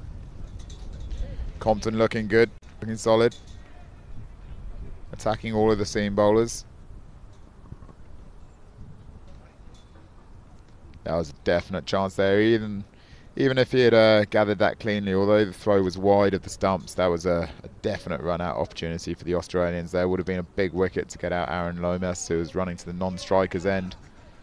So a chance missed there, I think.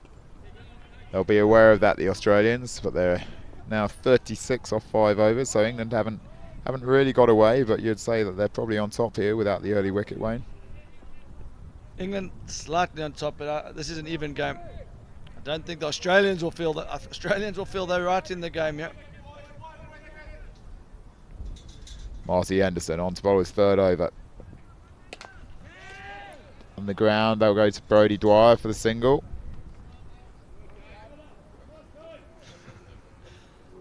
Marty Henderson just asking Nick Compton how he's enjoying the format.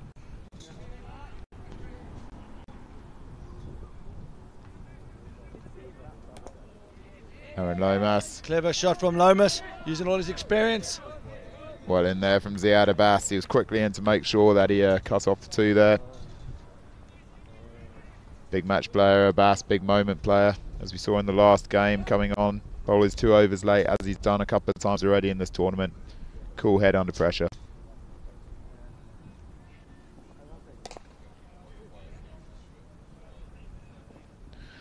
Ziad Abbas out in the deep, good dive.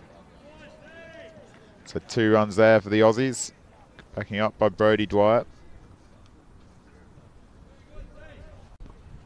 Marty Henderson, tight figures so far. Only 13 runs off his 13 deliveries.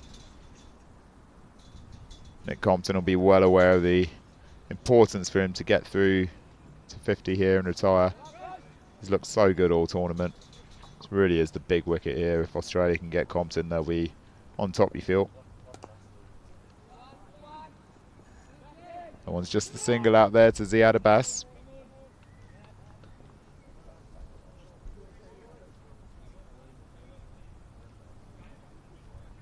$112 balls to 112 runs required from 72 balls. Got to watch that gap between the runs and balls. It's like a bit of a slower ball there from Marty Henderson. Good stuff. Another dot ball. It's a really good spell building here, and he seems to command a lot of respect from these English batsmen who aren't really going after him so far. I'm not sure Lomas is going about the right way with Compton there. It's hard. Compton probably feels that one of them have to go hard, yeah, but I'd rather, if I was in the English camp, know that you've got Compton back in the hat. So you don't want to put too much pressure on your marquee player here. There we go. So Marty Henderson, an incredible LMS record, 390 wickets at an average of 21. Huge amount of experience. And we've got our first change of the bowling. Puri Srinivasan, and his first ball belted back past long on. So I'm going to be leaving you in the commentary box. Taking over is going to be Ross Cawood. Look out for any cliches. Ross, have you got any new cliches for us? That shot from that ball went like a tracer bullet from Nick Compton. Great shot. Oh, such power in that shot. Have you got any more, Ross? Messy fielding there from Henderson allows the Englishman 2 runs. You know, when Compton hits the ball, it stays hit. He's hitting it so cleanly. Certainly does. It's going well here, Nick Compton. 29 off 18 balls now. There we go. That's out to Marty Henderson, who does a cleaner job of it this time. Or does he not? No. Straight through him, and you can see the disappointment on Marty Henderson's face there. He's a exceptional fielder. You don't often see mistakes from Marty, but that's 2 in a row that are gone hard out to him there. Compton hit that straight out the meat of his bat. Glorious to watch. Right through Marty Henderson there. So Srinivasan, that one out to the leg side. Ziad Abbas just for the single. It's important here for Puri to settle with the ball. Ross, he's gone for 11 runs off his first 4 balls. Admittedly, one boundary that was pretty unlucky. Yep, the sooner he settles the better. Lomas on strike. Doesn't quite middle it. Scamper through for a single. I think he was nowhere near middling that, Ross. Not quite middling it. That's 7 overs now. Marty Henderson does come back on to end off his spell. Brilliant spell so far from Henderson. Come on to bowl his 4th. Just a quick update from the other game. So if we're looking at Singapore versus Sri Lanka, it's now 3 wickets down. Singapore 70 runs for 3 wickets after 9.4 overs. So that's delicately poised there. 51 balls remaining, 108 runs required for Singapore. Lomas just punches it out into the cover region. So at this stage, Ross, you know all these English players well, you know their temperaments. What do you say? 53 for none after 7. Are you saying England are odds on from here, or? I'll definitely, for my money, England all the way. Another fantastic shot by Dick Compton. Cleared 6 more. Srinivasan. Great shot. 6 all the way. Great stuff there. Nick Compton looking dangerous. Just what England need. Need a 50 from him and get him back in the hut. He's just attacking the bowlers. Out of his crease again, getting to the pitch. He's done that so many deliveries so far. And just a little single to get off strike. Moved to 43 off 23 balls. And this is what the Australian team were fearing. They knew that Nick Compton, getting him early or at least restraining him, was key in this match. And it's got away from them. Got the start that England were wanting. As we know, cricket's a funny game. Anything can happen at any given time. That's Great a shot single by down to long on. Brodie Dwyer. So Marty Henderson coming towards the end of a good spell here. Just got hit for that 6 by Compton in this over. But he's still recorded figures none for 22 off 3.3 overs at the moment. Sorry, 3.4 overs, none for 23. Straight down the ground. Torrey Srinivasan coming round, so that will just be the single, and that's the end of Marty Henderson's spell. So none for 24 from Marty, so good spell for him there, but Australia would have been desperately hoping for him to pick up a wicket and have the scalp of one of these 2 openers, Ross. Would agree, but he's bowled a good spell. Economy rate's been good. They haven't let the batsman get on top of him. So he's bowled well, and then now Hayden Page coming on to bowl. So Srinivasan pulled after just 1 over. Did get a bit of tap in that over, but I expect we'll be seeing him again shortly. Hayden Page, who has been a match turner in this tournament already, played a crucial innings this morning. He's batting as last man standing against India. Great knock of 40 not out, including 3 sixes. A fantastic shot down the ground by Compton. Just a single to Srinivasan. So I think you need characters like Hayden Page or Ziad Abbas, these guys that come in and back themselves, Ross, and can turn games on their head. So we saw that also with that brilliant run out the other day from Hayden Page to take out one of the South African openers. That really turned the match. They fantastic cricketers, guys, and characters. Great to have them here at the tournament. Single down there to Brodie Dwyer, who top scored for Australia earlier today. Hayden Page, solid start from him.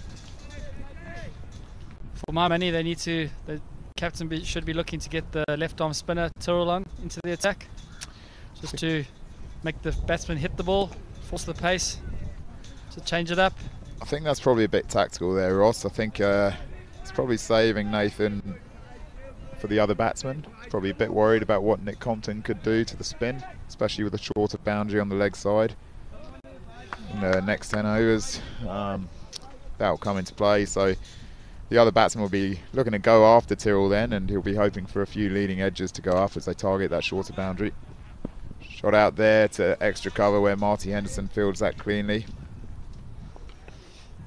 Yeah, sorry Robert, I have to disagree. The game could be gone by then. Get Tyrrell on too late, then you would have the hindsight of 2020 saying we should have done this, should have done that. It's the left arm spinner speaking in the commentary box from Ross here. Fantastic shot by Nick Compton. Into That the went gap. like another tracer bullet. That goes down to the nets, and that's a magnificent innings there from Nick Compton. Really going well. Excellent stuff from him. It's That should be his 50 50. of 27 balls. It's just what England needed there. 50 off 27 balls from the former England opener Nick Compton, continuing his sterling LMS career. Brilliant stuff there. 3 fours, 1 6. Well, it should be 4 fours and 1 6, shouldn't it, Roscoe? I think we should have a 50 off 27 there instead of 46 off 26. So Simon Dunning, next batsman for England. Big hitting all-rounder. one of the most feared batsmen and all-rounders in the London leagues. I'm hoping that we may be able to hear a few words from Nick Compton about his innings there, Roscoe. Yep, it'd be great to get a bit of insight onto how he went about that knock. So 50 off 27 balls for Nick Compton. Excellent batting there. Picked his shots exceptionally well. He's joining us in the commentary box just now. Well batted, Nick. Thanks, mate. Yeah, not an easy, especially when you're chasing. Just a bit of a tricky wet dobber. But kind of got to get yourself in a bit more. You know, it's not the sort of track that has been the case over the last few days, where you can kind of just set yourself and whack from the go. I think you've got to kind of get the pace, you know, which I thought the Australian batsmen did quite well. They just didn't quite have that impetus towards the end, you know. But I don't know. Hopefully we can keep going. Fantastic knock there, Nick. Looked like you said, you got yourself in, put the bad balls away, sort of kept the scoreboard ticking over, and set the England run chase up nicely. Just got to make sure, I think with these run chasers, guys get the run chase in their head a little bit too much, you know. Still important that we just maintain a positive way that we've played, you know. Take the scoreboard out of your equation, just play the ball, play the conditions. Well bowled there by Nathan Tyrrell. Simon Dunning, big hitting right-hander. Yeah, I don't think bringing Simon in at this stage was the right idea. But look, if he gets hold of a couple, we know how far it can go, but it's difficult to face the left armour here. Oh, that's a massive shot. There you go. Let's come over the commentary box. Makes up for the 2 dot balls. Just 5 balls from Simon will be nice. He's hit that out of the park. That's 3 rows back.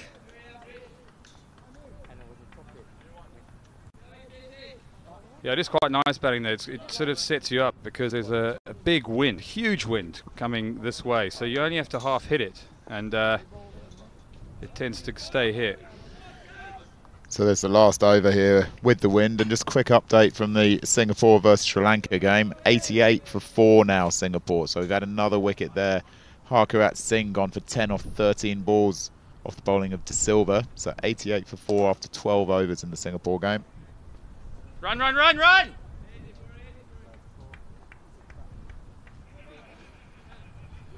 Singapore require 90 runs off 40 balls to reach the World Series final. Keep going, boys. Just got to keep going here. These little totals, 150. It's you almost want to have the score on the board, and Australia did that. It wasn't a perfect innings, but you know they were mature enough to go, you know what, we've lost a few wickets. Let's make sure we bat responsibly here, and they did that. You know, they got 150 on the board. Yes, they probably would have liked 160, 165, ideally, but they put the pressure back on us. So we've just got to maintain our head here. You know, one good partnership here breaks the back of it, but also we just got to make sure we don't get stuck. It's quite easy to get stuck on a slow wicket. New batsman comes in, not easy to get the ball away. Couldn't agree with you more there, Nick. It's very important that the guys keep the scoreboard ticking over. Make sure your best players are facing the most amount of balls.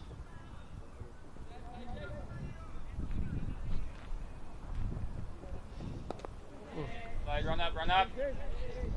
Simon Dunning just running it down to third man. Lomas playing the anchor role here, just going at just over a runner ball. It's played okay, just got to maintain that intent, you know. Yep. Even if you're playing the anchor role. I've done that a few times, as you know. Yep.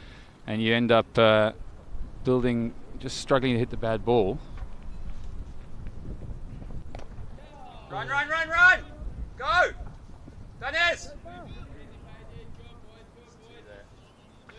Got to keep looking for twos. Got to run the first one hard, put pressure on the fielders. Thanks, Compo. Catch you later, buddy. Keep running hard, boys. Always fantastic to get some insight from Nick Compton.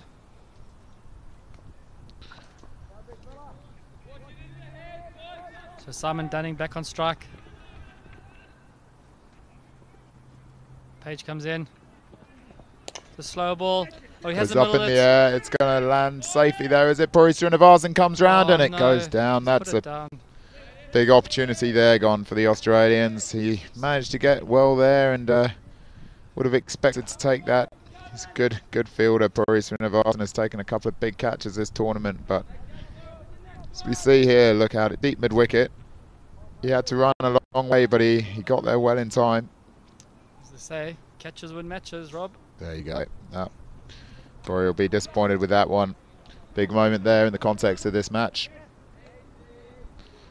England now cruise control, I feel. 85 for none after 87 for none after 10.4. Update from the other game, the other semi-final. The Sri Lankan bowlers keeping it pretty tight here. 99 for 4 Singapore after 13 overs, so now requiring 79 off 34 balls, and we've just had a huge wicket there, Roscoe. Massive wicket. Manpreet Singh, the star Singapore batsman, well, star Singapore player in general, gone off the bowling of Ratnayaka, caught by Raja Karuna for 35 off 22 balls. He had hit 2 sixes and was really, you feel, Singapore's key to winning that game. So Sri Lanka well on top now, 99 for 5. Here we go, so having a look at the Sri Lanka-Singapore game here. Singapore surprised a lot of people during this tournament. They took on Sri Lanka in the early stages of the tournament. Lost them there, but they've come back hard. They had a fantastic win against South Africa, one of the great last man stands matches, which Manpreet Singh dominated in with bat and ball, but now they're struggling. 79 required off 34 balls now for Singapore. So it's Nathan Tyrrell back into the attack with his left arm through and around. So Simon Dunning here. See another of your English Colpack imports, Roscoe. Yes, he is South African by birth. Lived in England for a long time. Yeah. What about yourself? Did you get in on a Colpack back in the day? Cost too much for the local leagues. So. And that goes to leg side. Puri, good fielding there. He'll be tremendously disappointed with that missed opportunity. Fantastic cricketer, Srinivasan. Nathan Tyrrell just drawing off the ball, just helping get a few more revs. We've seen some prodigious turn from him already this tournament. We'll need a bit more of that. Bit fuller there. Simon Dunning down to long on. They're coming back for 2, I think. No, good fielding there in the deep. Excellent stuff. Lomas wanted the 2. Good urgency from him. Got on the Facebook live feed, we've got Sean Davies saying the Aussies are gone. Pete Bowman saying no ways. They're still in it. I would agree, Pete. It's never over.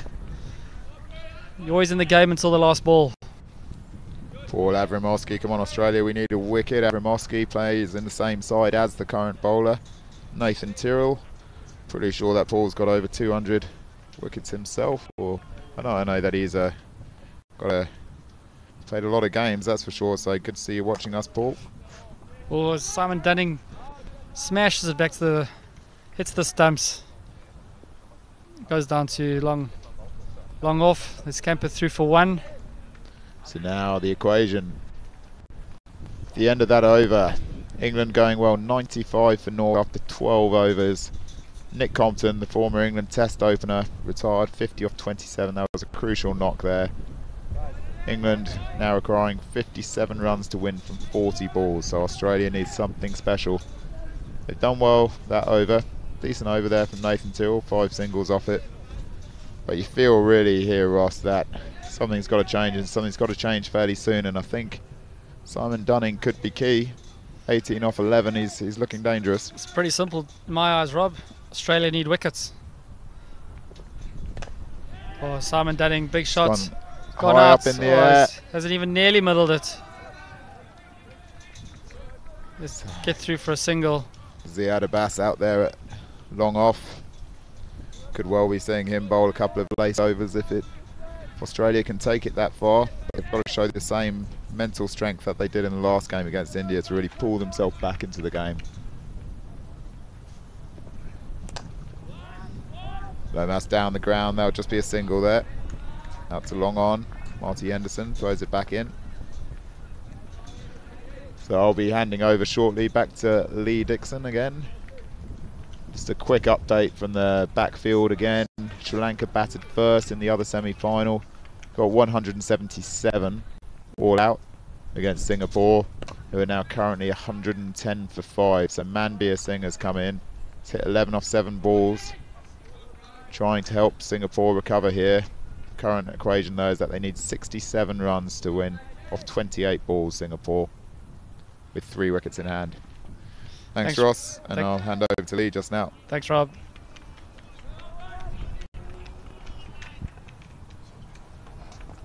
Good afternoon, Lee. Hi, Roscoe. High in the air. So, been watching this from the house behind us, Roscoe, and it looks like England are in a very commanding position. They are looking very, very calm in this run chase. They've got Compton retired on 50. God, he batted well, didn't he? Batted really well. Massive advantage for the England side having their marquee player here over the weekend. Oh, that's a fantastic hit. Oh my God, he's Simon boom Dunning into the canal. There it is. Simon Dunning's enjoyed that. That's just a little pick up there, a flick of the wrist, and that's sailing down the river. Is at the end of Australia's hopes as well. England in a commanding position here. You need wickets. Simple as that. Surely you've got to look to maybe roll the dice here, Australia. Bring the field up maybe. Do something. Because at the moment they're going out of this World Series if they don't change it right now. I think good tactic to keep Tyrrell in the attack. He's England batsman mistimed a couple in the air to him, trying to hit him out the ground.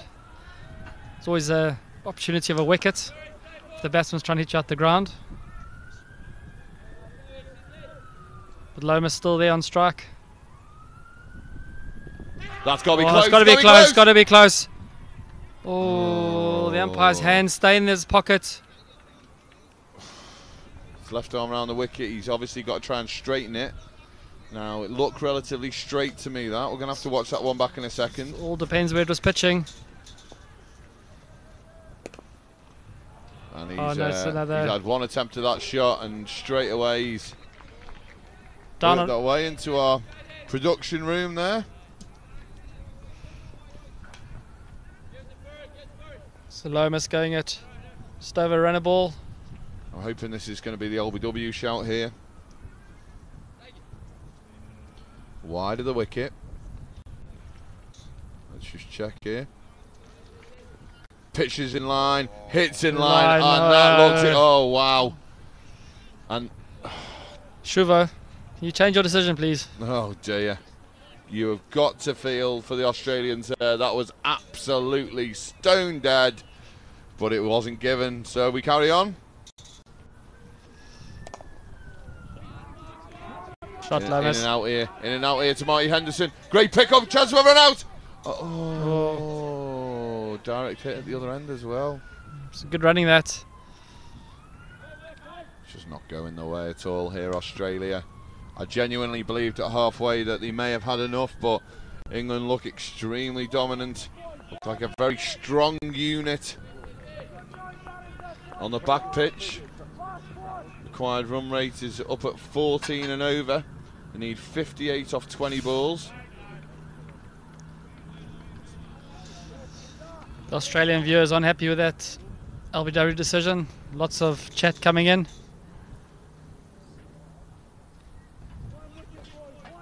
Damon Quick saying Plummer's got to agree with you, pal. So Nelson strikes 1-1-1 after 14 overs. Could this be what Australia need to get them back into this game? Must say that the umpires this week have been absolutely superb. very few contentious decisions. They're also here in last man standing cricket. They're also scoring at the same time, so they're doing a great job. They haven't got the benefit of this high-tech replay system that we've got here. It's interesting fielding that on the boundary there. I think Brady Dwyer mistimed his dive slightly or got stuck in the turf. I must admit, I did enjoy David Nielsen's Scott attempt at sliding before. You'd think he'd never been to England before in his life as he just slid past. He was struggling to get the timing right of his dives. Hope all the lads on Port Sunlight who were trolling me for saying his name wrong watch that back as well. Get that on the WhatsApp group.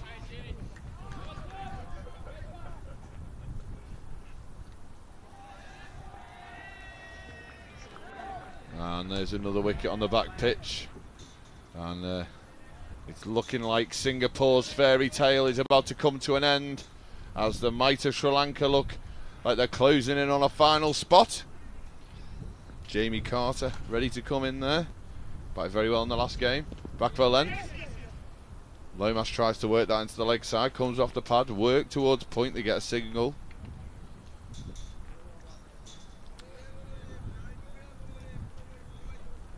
This is I wouldn't say it's an identical situation they were into before with the India game, but it isn't far off here. This is exactly what, this is where they turn the screw on Akshit Gulati and Verhab, and the touch just mounted and mounted, so it's got to be now.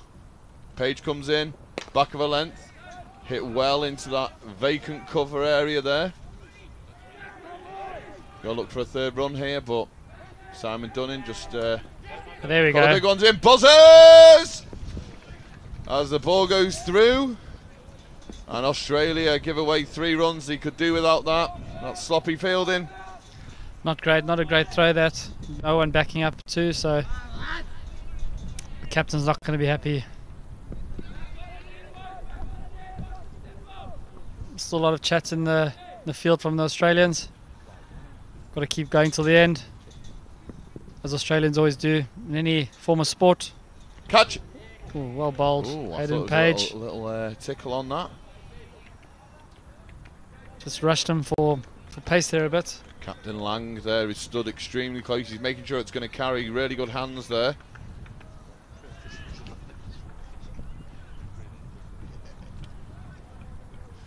Just looking back at some of the bowling performances in this game for Australia, I'm just trying to think where they're going to go next, Ross.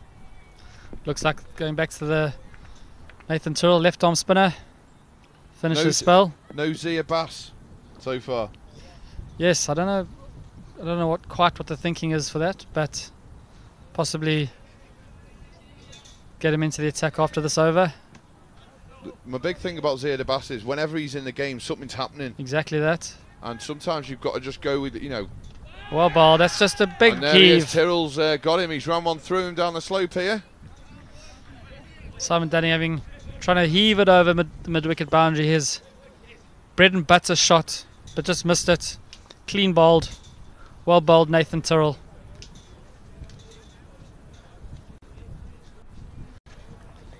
This might give the Australians the... So England have sent out the informed Jamie Carter, scoring runs against Pakistan on Friday. Let's have a look at this. He's had a big swing. Oh, well bowled. Yeah, he's just gone on with the arm, hasn't it? He's just come up a little bit in the shot there, Dunning. You can see what he's trying to do. He's trying to kill this game now. Doesn't want to leave it to the final overs. But that's crashed into middle stump, and that's the end of him.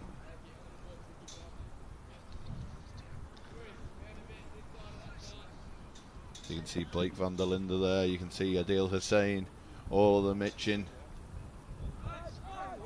So the rate is 34 from 24 balls. So run chasers can always get tricky.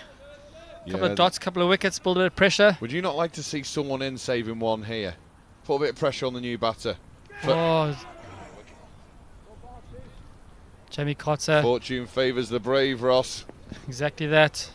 Always seen the Aussies as being a very attacking force here. I'm sure I'm going to get some stick again on Facebook Live for being English, but Would have been nice to see a few slips in there, or even a catcher, or just a fielder in, just put a bit of pressure on the new batter. Oh, it's another wicket! Australia back in the game now. It's a game-changing spell from Tyrrell here. Let's hope the English dressing room just has a regroup, realises they're ahead of the game. Love Marty Henderson here. Let's go now, boys. It's now. He wants it now. Great bit of keeping from the captain, Sam Lang. Well, Brody Dwyer just touched on it, didn't he? That he didn't come with a specialist keeper, but Sam Lang's done a really good job since he's took over the gloves.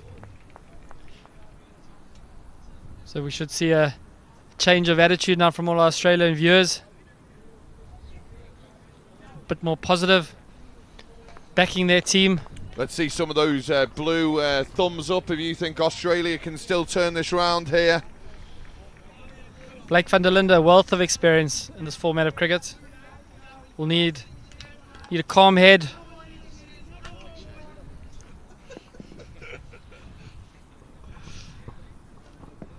So this is Blake van der Linde. He's had a really good week here so far. Man of the match in the Pakistan game with 32 and 2 for 29. Plenty of people watching online for him as well.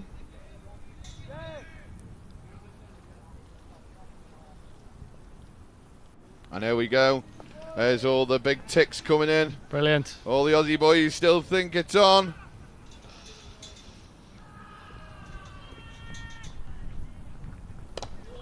Van der Linde to his work straight away. They're going to look for two here. Straight away, going to look for two. Carter's coming back. Oh, that's good running. Great running that. Captain Lang not happy with his fielder long on.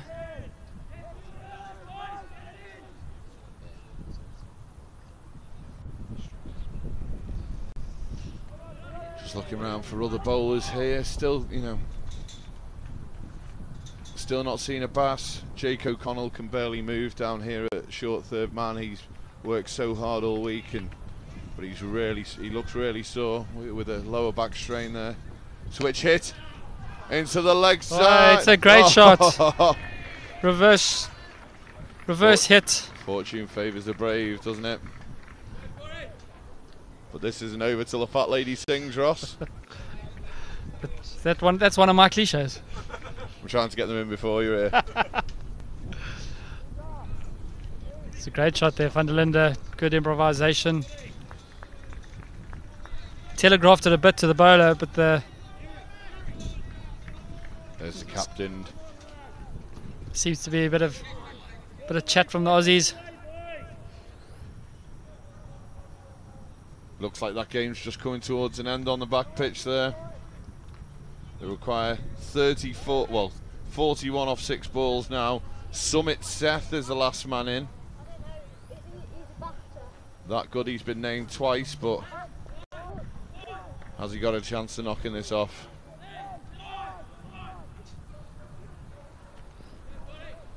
So to Jamie Carter here. Got to look for two again. Got to look for two again. Good running by the English batsman. That's the one thing Jamie Carter does bring to this England side, is intensity between the wickets, and straight away they've turned a 1 into a 2. Australia need another one of those overs that we've just had from Tyrrell. Another 2 wickets in the over. They need a squeeze on. Oh, dot ball. Well bowled, Srinivasan. Comes back with a dot ball. Jamie Carter just doing some gardening down the wicket.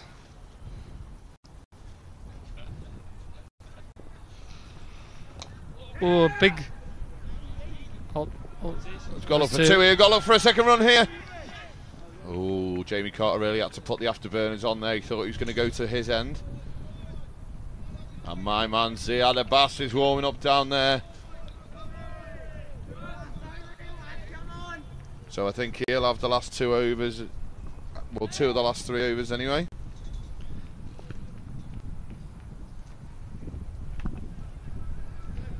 So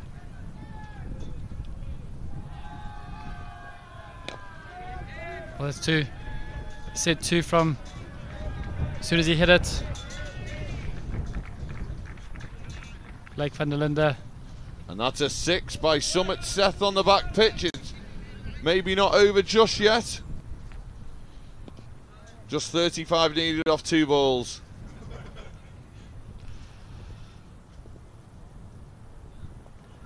Ooh. Someone needs to get to the stumps here. Sam Lang's chasing.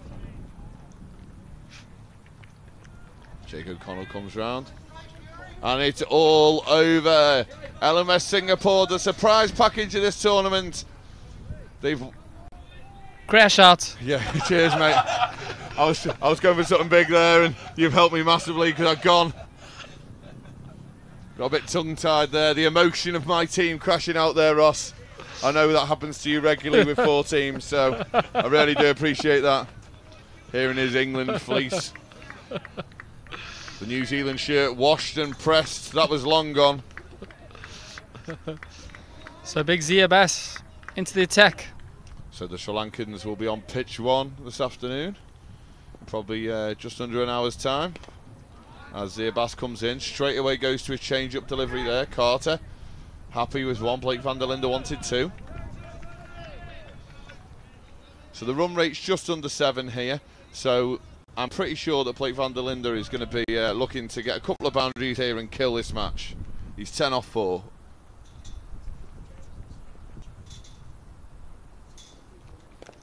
Oh, that had a chop on written all over it there. Ross, I keep saying it straight away. Abbas has come on and something's happening. So why has he not been bowling earlier? I'd have to agree with that, Lee. Drives me mad. Drives me mad. There's bowlers that things just happen. Golden arms. People who just get the ball and something changes in the game. But he's been held back. Crazy. Oh. He's gone for 3 runs off 3 balls here. So it's going to be a tight finish here in my book. So realistically, they're going to, if O'Connell's injured here, they may have to go to... Yeah, they may have to go to Page. Ball. And a dot ball again from Abbas. Blake van der Linde just trying to hit it down the ground for 2. Trying to get it straight. Bring him on at both ends, I say. Bring him on at both ends.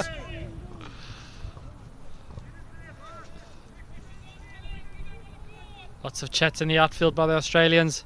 Trying to get in the English heads.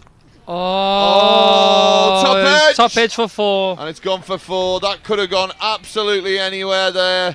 He done him, but he got enough bat on it and it flew down to fine leg in front of us in the commentary position. And that could be a real dagger blow to this Australian outfit.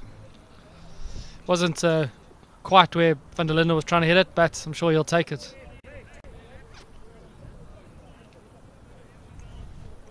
So the equation is 13 from the last 2 overs, which is 10 balls. It was LMS cricket, and over is 5 balls. Surely they've got to bring someone in on the single, Ross. They've got a man who's barely saving 2 out there. They've got 13 off 10. Well bowled. And that's a wide ball. Umpire's called a wide. In LMS cricket, though, for me, why not? Is a wide a good ball at this stage? It's only 1 run. It's only 1 run, yes, but he's got to re-bowl it. The first one you re-bowl. Well, he doesn't have to re-bowl it, does he? Because it's the second to last over. No, in any over, you bowl a wide, you need to re-bowl that ball, and then if the next wide that you bowl, you don't re-bowl, and it's 3 runs. Do you know what? I'm so glad you're here, Ross. I've been here a week and no one's told me that. So thanks to all the LMS staff, especially co-founder Wayne Grieve. Sat next to him for probably 20 hours this week, and he's not explained that to me once. You're welcome, Lee. So I'm glad you're here, Ross. It's always a privilege to sit in the commentary box with you. Well, you never know, next time when you come to Chester in maybe 10 years on the cycle, yeah, we may have a box and not this high-cost tent that they've put us in for the week. But this has been a good over actually so far. No boundaries. And who knows if they can just get a wicket here, bring a new batter in, put the squeeze on. He's gone down. What a great piece of wicket keeping. Well done, Sam Lang. Like Mark Schwarzer in the football. Another great Aussie. Down to his right. A brilliant one-handed stop. That's what captains do. A leader of men there, Lang. 10 off 7. High in the air. That could be out. No, not enough. Not enough, but they're going for 2. A chance of a run out. Hey, Marty Henderson! Take a bow, sir. Your country salutes you. The goat gets him. Who says goats aren't dangerous? There was no chance to there. Direct hit, and Blake van der Linde goes. Good bowling, good batting, good fielding. Cricket's the winner, Ross. You took it out of my mouth. Now, here we go then. David Nielsen Scott comes to the wicket. The intent was right. Van der Linde had to try and get back for 2, but unfortunately that's his innings come to an end. Well batted. So now Jamie Carter on strike. Generous ripple from the crowd there. 15 off 8. Great run out from Henderson. So it's 9 off 6 here. Dot ball makes a big difference. And there it is. Well bowled. 9 off 5. Could there be a twist in the tail here? Of course there could be. Of course there could be. And they're going to go to my man, Ziad Abbas.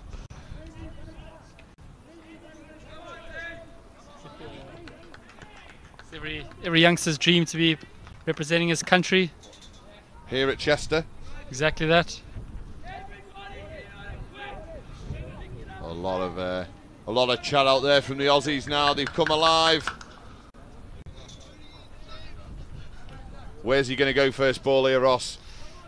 Does he just nudge it and go for the runs, or is he going for a big hit? Block hole. Oh, that's got a chance of a 4 there. Out to Henderson. Coming back for 2.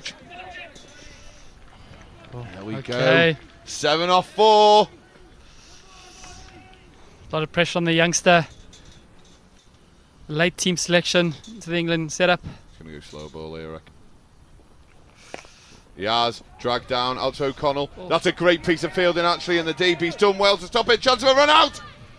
Ah! Review. This is a review. He's gone to the review. He's gone to the review here. Okay, Miles. Yep. So he's going to see it. We have to move out the way here. So the third umpire can see the screen. I will not be giving my opinion at any point until the decision's made. We're waiting on the review here as Australia come in.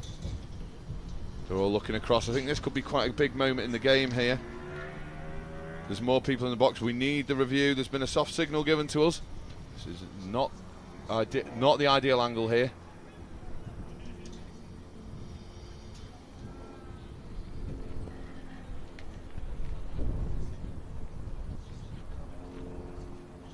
This is the angle. This is the angle.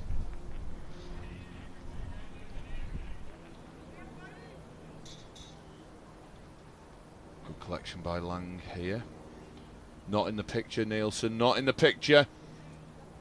Big dive from Nielsen.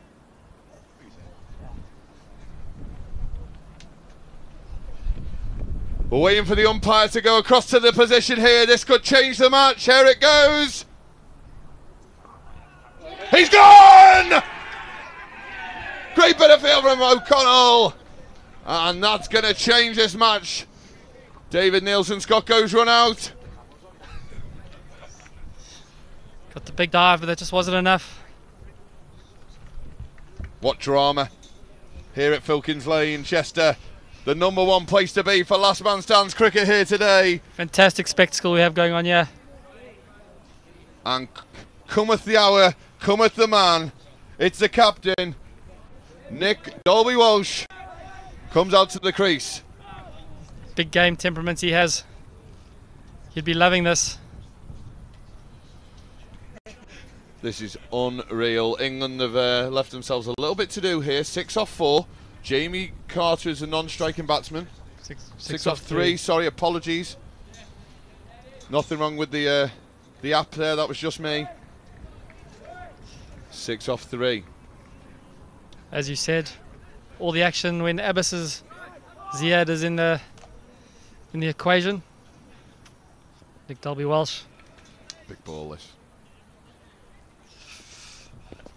Oh. Goal up for 2 here. No. Oh, wow. Right. Okay, so just to fill you in, 5 to go. 5 off 2 balls needed here. But the beauty is that obviously we've got the home run ball. 6 will be enough anyway. But they're still in the game. So they've got 2 balls either to find a 6 or pull together 5 runs in the 2 balls here. What will Jamie Carter do? Will he get Nick on strike or will he try and strike himself? I think he's going to try to strike himself. He's going to back himself. Okay, so it's Carter waiting. 2 balls. Abbas comes in from the Ronfleet end. Back on length, it's a dot! He's going to run anyway! Oh. This is absolutely unbelievable. We always said this was going to be a tight finish. Certainly he's done that. I'm going to be turning around to a few of the people who run the app for LMS. If Abbas doesn't get man of the match and they win the match, it needs changing. The algorithm is wrong. The human feel of a match winner. And he is changing this match. If W. Welsh hits the boundary, hits 4, would be a tie, which means we'd have the eliminator over. We haven't had one of those this week.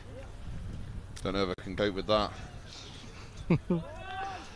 I don't think he's looking at 4 here. I don't think he's looking at a 4. I think he's going the whole way here. He has got a reputation for being a home run hitter, as he did against New Zealand. Abbas at the top of his mark here. Nicholas W. Welsh. The great old rivalry, England and Australia. The last man stands, semi-finals, going to go to the final ball here. And it's Abbas going to come in to the captain, Nick Dalby-Welsh. Carrying the weights of a nation.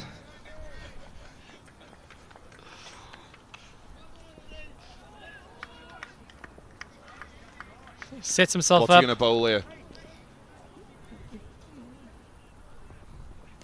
High in the air! It's all over here! I thought he'd gone straight for the catch. I think it's going to be enough though. They're going to run anyway. It's England! Australia win! Oh my word! That is quite unbelievable. England have completely capitulated at the end here. As your man Ziad Abbas bowled a fantastic last over. I really don't know what to say. It's quite an emotional moment. I've been pushing this guy all week, and he's come good. And Sammy Lang getting a lot of hugs and kisses off his Aussie teammates there. Would you would that be considered a choke in your book? Yeah. Lots of South Africans in the English team. Look, at the end of the day, as far as I'm concerned, wherever they're born, they're still wearing the same shirt. They've been over here a long time, and I'm sure that won't come into it. Nick Compton, gracious in defeat there. He's come out shaking hands with the Aussie boys. But what a fantastic win for Australia. I've got a feel for the England lads. I think they played some amazing cricket this week. Yeah. Some of the hitting from Simon Dunning. Thanks, Lee. We'll see you later. Thoroughly enjoyed that. So England have probably had some people who've really lit up this tournament. Simon Dunning's 54 off 13 earlier in the week. Some great performances from Nick Compton, Blake van der Linde, and obviously the bowling of Adil Hussain. But ultimately, Australia have done it. Just what mental strength there from the Aussies. Ziad Abbas, just as you say, such a big moment player just coming up. There's only one man you could throw the ball to there in that final over. Brilliant stuff. Just panic in the English ranks in that middle to lower order. one stage there, 12, 13 overs in, England had the game done and dusted, it looked like. So just the mental strength of these Aussies, just twice in a row today, when they look down and out, just to come back and snatch that win. Incredible stuff. Just on the chase, the last 2 games, both teams should have won these games.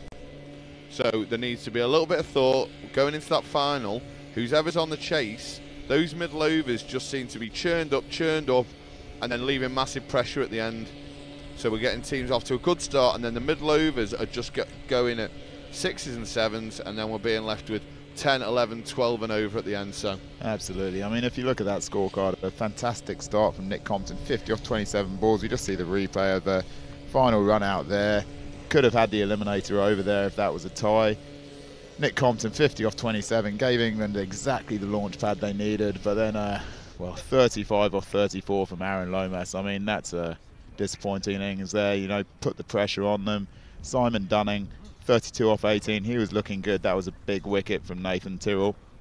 Huge wicket there to turn the tide, and the pressure just built and built from there. Well, look at this here. Run-outs, England, 4 run-outs. So that's ultimately cost them in the end. But it's the bowling of Abbas and the captaincy of Lang as well. I thought he was fantastic. A brilliant spell from Tyrrell. 2 for 28, got wickets at key times. But, you know, ultimately they've ended up with the marquee player not out, still able to come back in. That's it, they haven't used him. 2 big moments in the innings there for me were Simon Dunning getting bowled by Nathan Tyrrell when he was going well. And then that direct hit run out. Blake van der Linde came in, played some cracking shots, a reverse sweep. Well, it wasn't a reverse sweep, switch hit. Switch hit, wasn't it? Yeah. And then just the direct hit from Henderson to take him out. Brilliant moment in the game for the Australians. Adil Hussain run out at the end, none off none. He had an exceptional bowling spell again, one of the bowlers of the tournament. And now we'll be switching over to the interviews. And it looks like Nick Compton has got Simon Dunning and Ziad Abbas.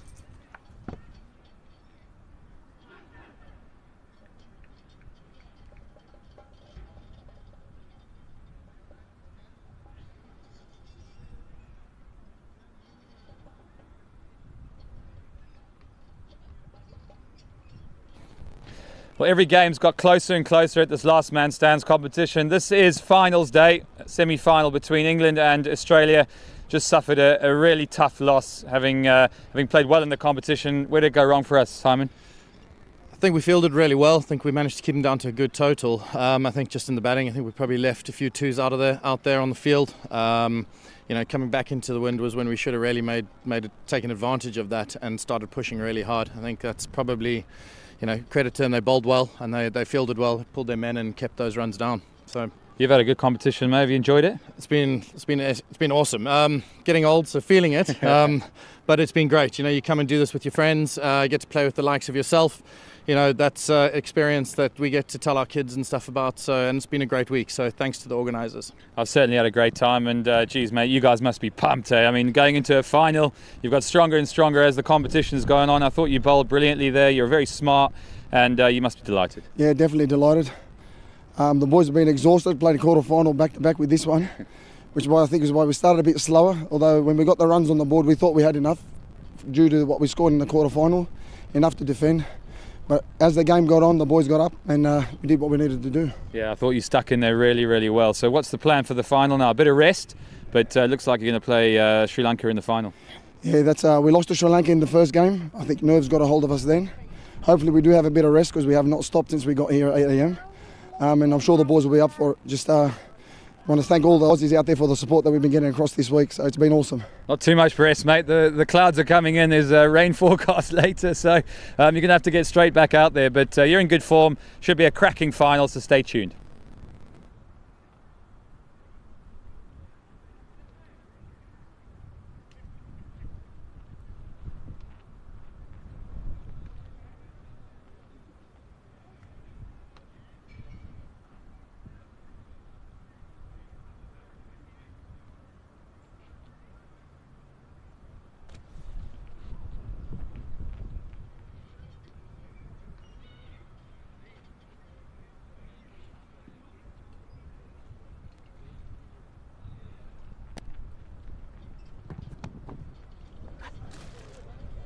shoot with that contraption. You shoot with